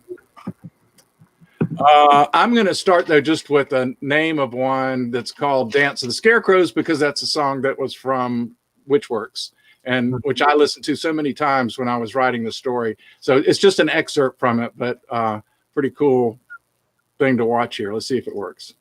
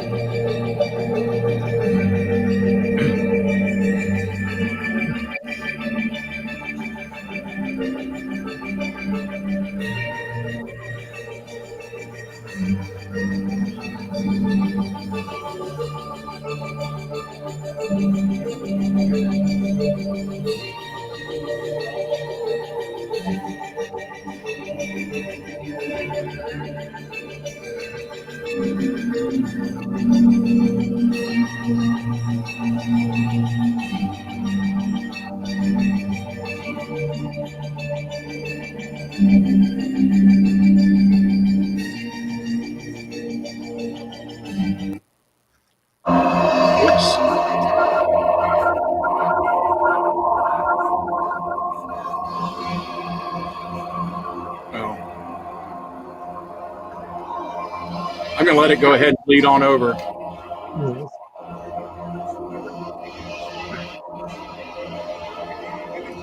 Actually, Mombi, can you hear me? And can you tell us about that stage you're on? Yeah, just a lot of, just some friends threw that up, actually. That deco is by, I think, that was all Cricket. Our friend Cricket, she threw all that up, and then I forget exactly the name of the person who did the visuals that you see in the back, but it was kind of on the fly stuff. I was like, I need some frosty, wintry and autumnal imagery. So he conjured some stuff up, and I was wearing my the mask I got from a guy in over in where was it? I forget. Somewhere. Anyway, it was a handmade mask, and to represent. At that time, I had just released Wendigo, so I needed a Wendigo mask and a steer skull mask, and that was good. The Wendigo came out like a week after that, but that was good. A great way, I thought, to introduce it to some people. Oh, that is neat. It is really good. It's such a weird looking place. I'm going to see if I get us back into our. Let me stop the stream there for a second so we can go back to another. Yeah. See if I can get us back to us. Yeah, that set is so wild. I love the neon and the black light effect and all that going on. But the two screens, as you're talking about, one before, you get sandwiched in between them and it immerses you in it. What's it like when you're performing and you're in the midst of of the whole thing? Because you're already pre-recorded for the most part, right? Yeah. I'm actually looking in the future to do more actual live elements and like on the fly performing. But yeah, for the most part, it's just me DJing. But I think the important thing is just most of the events I've been to are usually have been within the Psytrance community. So they really are about like the visuals and the imagery and all that, and just having an environment of black lights and color, and but it also I don't want to say it has a darker tinge to it, but that deco like at nighttime with the black lights, just it's perfect to play under. And I'm glad dark ambient.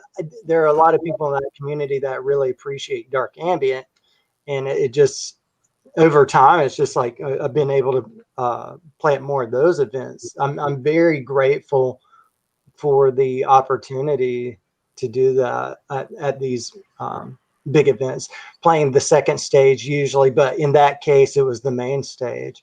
So yeah, it's pretty that's cool. It's a really neat development. That's a way to have another audience and have a way to be appreciated. But the visual element to it is kind of a neat thing. Adding to it, but the audio quality, you can see, and those of you who are just hearing it for the first time can understand why his music would be so important. Like just reading from Witch Works tonight, I mean, it's fun and we have that kind of feeling, but if you hear that same story with Mombi's music in the background, or you hear sound effects, to me, it just takes it up to another level. It's another experience. Not that just hearing a straight story, that's a great experience all in itself, but it's another level of experience that's fun to do, and it's very exciting to do. So yeah, I don't know. And most of us my age don't do podcasts, or you may, if we do, we probably do different types of podcasts. Well, you do it well. I love it.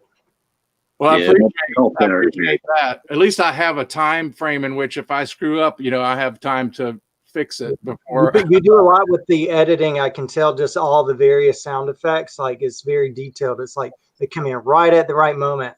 Yeah, it's great. And the way you've incorporated the music with each story. Yeah, and I won't go into too much about the last episodes in case people see it, but toward that, especially in the Hayride one, really incorporated the themes very well. I was like, yes. It definitely, especially that episode in particular, all of them, but that one, I don't know. Just like I said, I told you that night, like when I felt like a kid again. Just I don't know, like listening to old record or watching an old Halloween special or something. So yeah, good job. Well, that's neat because I know you've told me we've done an interview before, and that you grew up really with the emphasis on soundtracks. Yeah, something that you just latched onto and has been a very important thing to you ever since. Yeah, man, let me tell you, like I can remember just like, I mean, before, even if there wasn't a soundtrack available to a movie, like, I remember like always like I would like go to the VHS tape, plug it in, listen to the end credits, and then I'd go downstairs to the piano, try to remember the theme and like learn how to play it on piano. Yeah, I did that with like the most random obscure movies like Psycho 3 and stuff. So. That's cool. I think it's really neat. And to me, what I like, and you'll see when I don't know, have a chance to read the introduction to the book, but to me, it's like we did it backwards. It's like the soundtrack came up for a movie that didn't exist except in your head. And then we talked about it a little bit and involved it, but the soundtrack was first, and then we had to make the story that went with the soundtrack. Exactly. Yeah. Because all I had was that synopsis of like, okay, this is what's going on. It's like bulleted, but then you took those bullets and you're like, let's flesh it out. Let's turn it into. And it is a Halloween story. It doesn't have to be Halloween, but it to me, it was, I mean, there's so many Halloween elements, and it clearly was to you too, because the orange and black that you used automatically. Yeah, the pumpkins and the scarecrows and all that. Scarecrows and pumpkins and spiders, hay rides, all that stuff is October and Halloween. So what was so cool too is we started in May, and it was every 2 weeks. So when I was writing this episodes, I wanted it to kind of be real time up until a point. The last 4 weeks, we have to cheat a little bit. It all happens right at Halloween, but it was real time. So I was paying attention as I was driving along, like, what are the cornfields like right now? You know, what would a pumpkin, actually, we did plant pumpkins. I wanted to have them and they didn't happen. The flowers grew, but I never got anything beyond the flowers before the pumpkins again. But I was paying attention, like for the story, if this is his farm and this is where he's walking and the story's taking place and he goes through the pumpkin area and he goes through the cornfields, what do they look like right now? Where's the development? So it was really cool to put it in real time and end up at Halloween, which is what's so cool for it to end next week. I mean, obviously it was intentional, but such a fun thing to do. But to take your Halloween story and do it at Halloween really was fun. For it to culminate now after starting in May, starting in the summertime. Of course, people like us, we kind of think about Halloween all the time anyway, but but it was definitely fun to end up that way. So thank you for sharing that whole idea, and I'm really excited about where we're heading. Oh yeah, thank you for taking it where it's gone. Yeah, for sure. As a listener, it has been stupendous. I've loved every second of it. Yeah. Good. So thank you. Well, that's great. Well, on that note, Kit and I are going to say good night. Absolutely. To all of you too. Thanks for joining us. By the way, Sandy and Kit have been, ever since they came into Asheville, as far as I know, from living elsewhere, have been very regular, faithful attendees of the party and have been so supportive. And it's hearing your comments about it. It's really neat because we're crazy for the stuff that we do. So maybe you're guilty of that. I don't know, that you've encouraged something, but we do appreciate, we always talk about what great guests you are. And that means something to, when you put some effort into something and somebody goes, oh yeah, that was really cool. So thank you for all that you've done each time and supporting us with that. So good night. Good night. Good night. Happy Halloween. Good night. Are we saying good night? You just leave the studio if you want. There you go. Well, we were amiss for the trick or treat year of did you? The Hilton Hotel, Well, I do appreciate everybody that for coming and supporting us in this little group. We didn't know if we'd have a little group to talk amongst ourselves, and that first start was there you go. That's right. So yeah.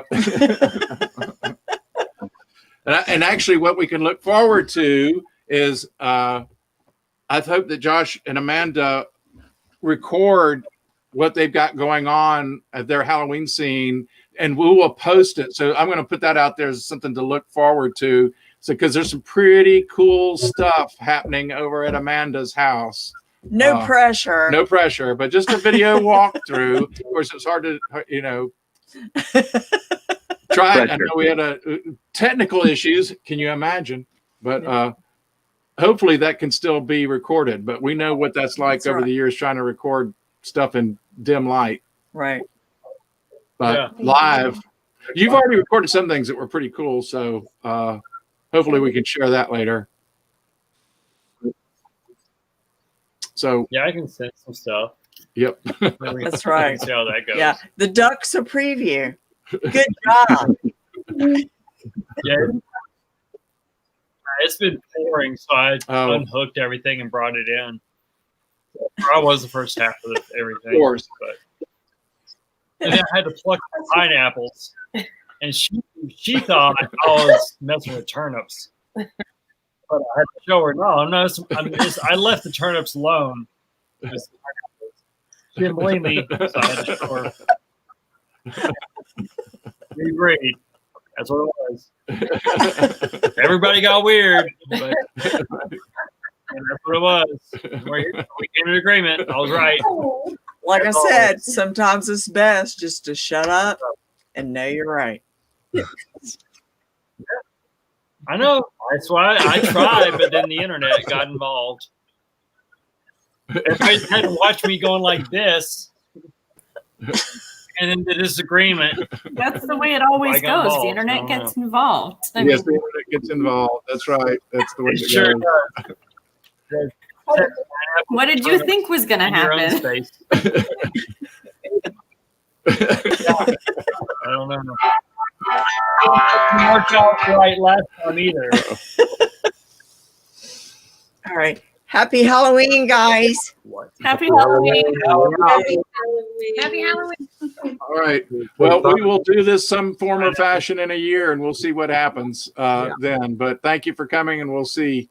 And keep in touch with everything so we see what happens with all the different projects that are going along.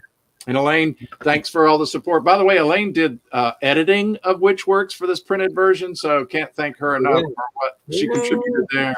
Gosh, it's embarrassing. I don't even like to say I was an English teacher anymore when I see the stuff that goes out, but it happens. But it's good. She's got such a great eye for that and a good ear for it. So she's gonna get these your things down. There's a reason why everybody needs an editor, because you miss stuff because you know what you're trying to say. Yeah. So your eyes just skip over it. It's nothing to be ashamed of. It really is true. You really do. Your brain just tells you, yeah, it's exactly the way you thought it was. Yeah. You know what you're trying to say, and you are know what you're trying to say. Yep. But thank you, David, for all your hard work putting all of this together. I feel like you did it just for me.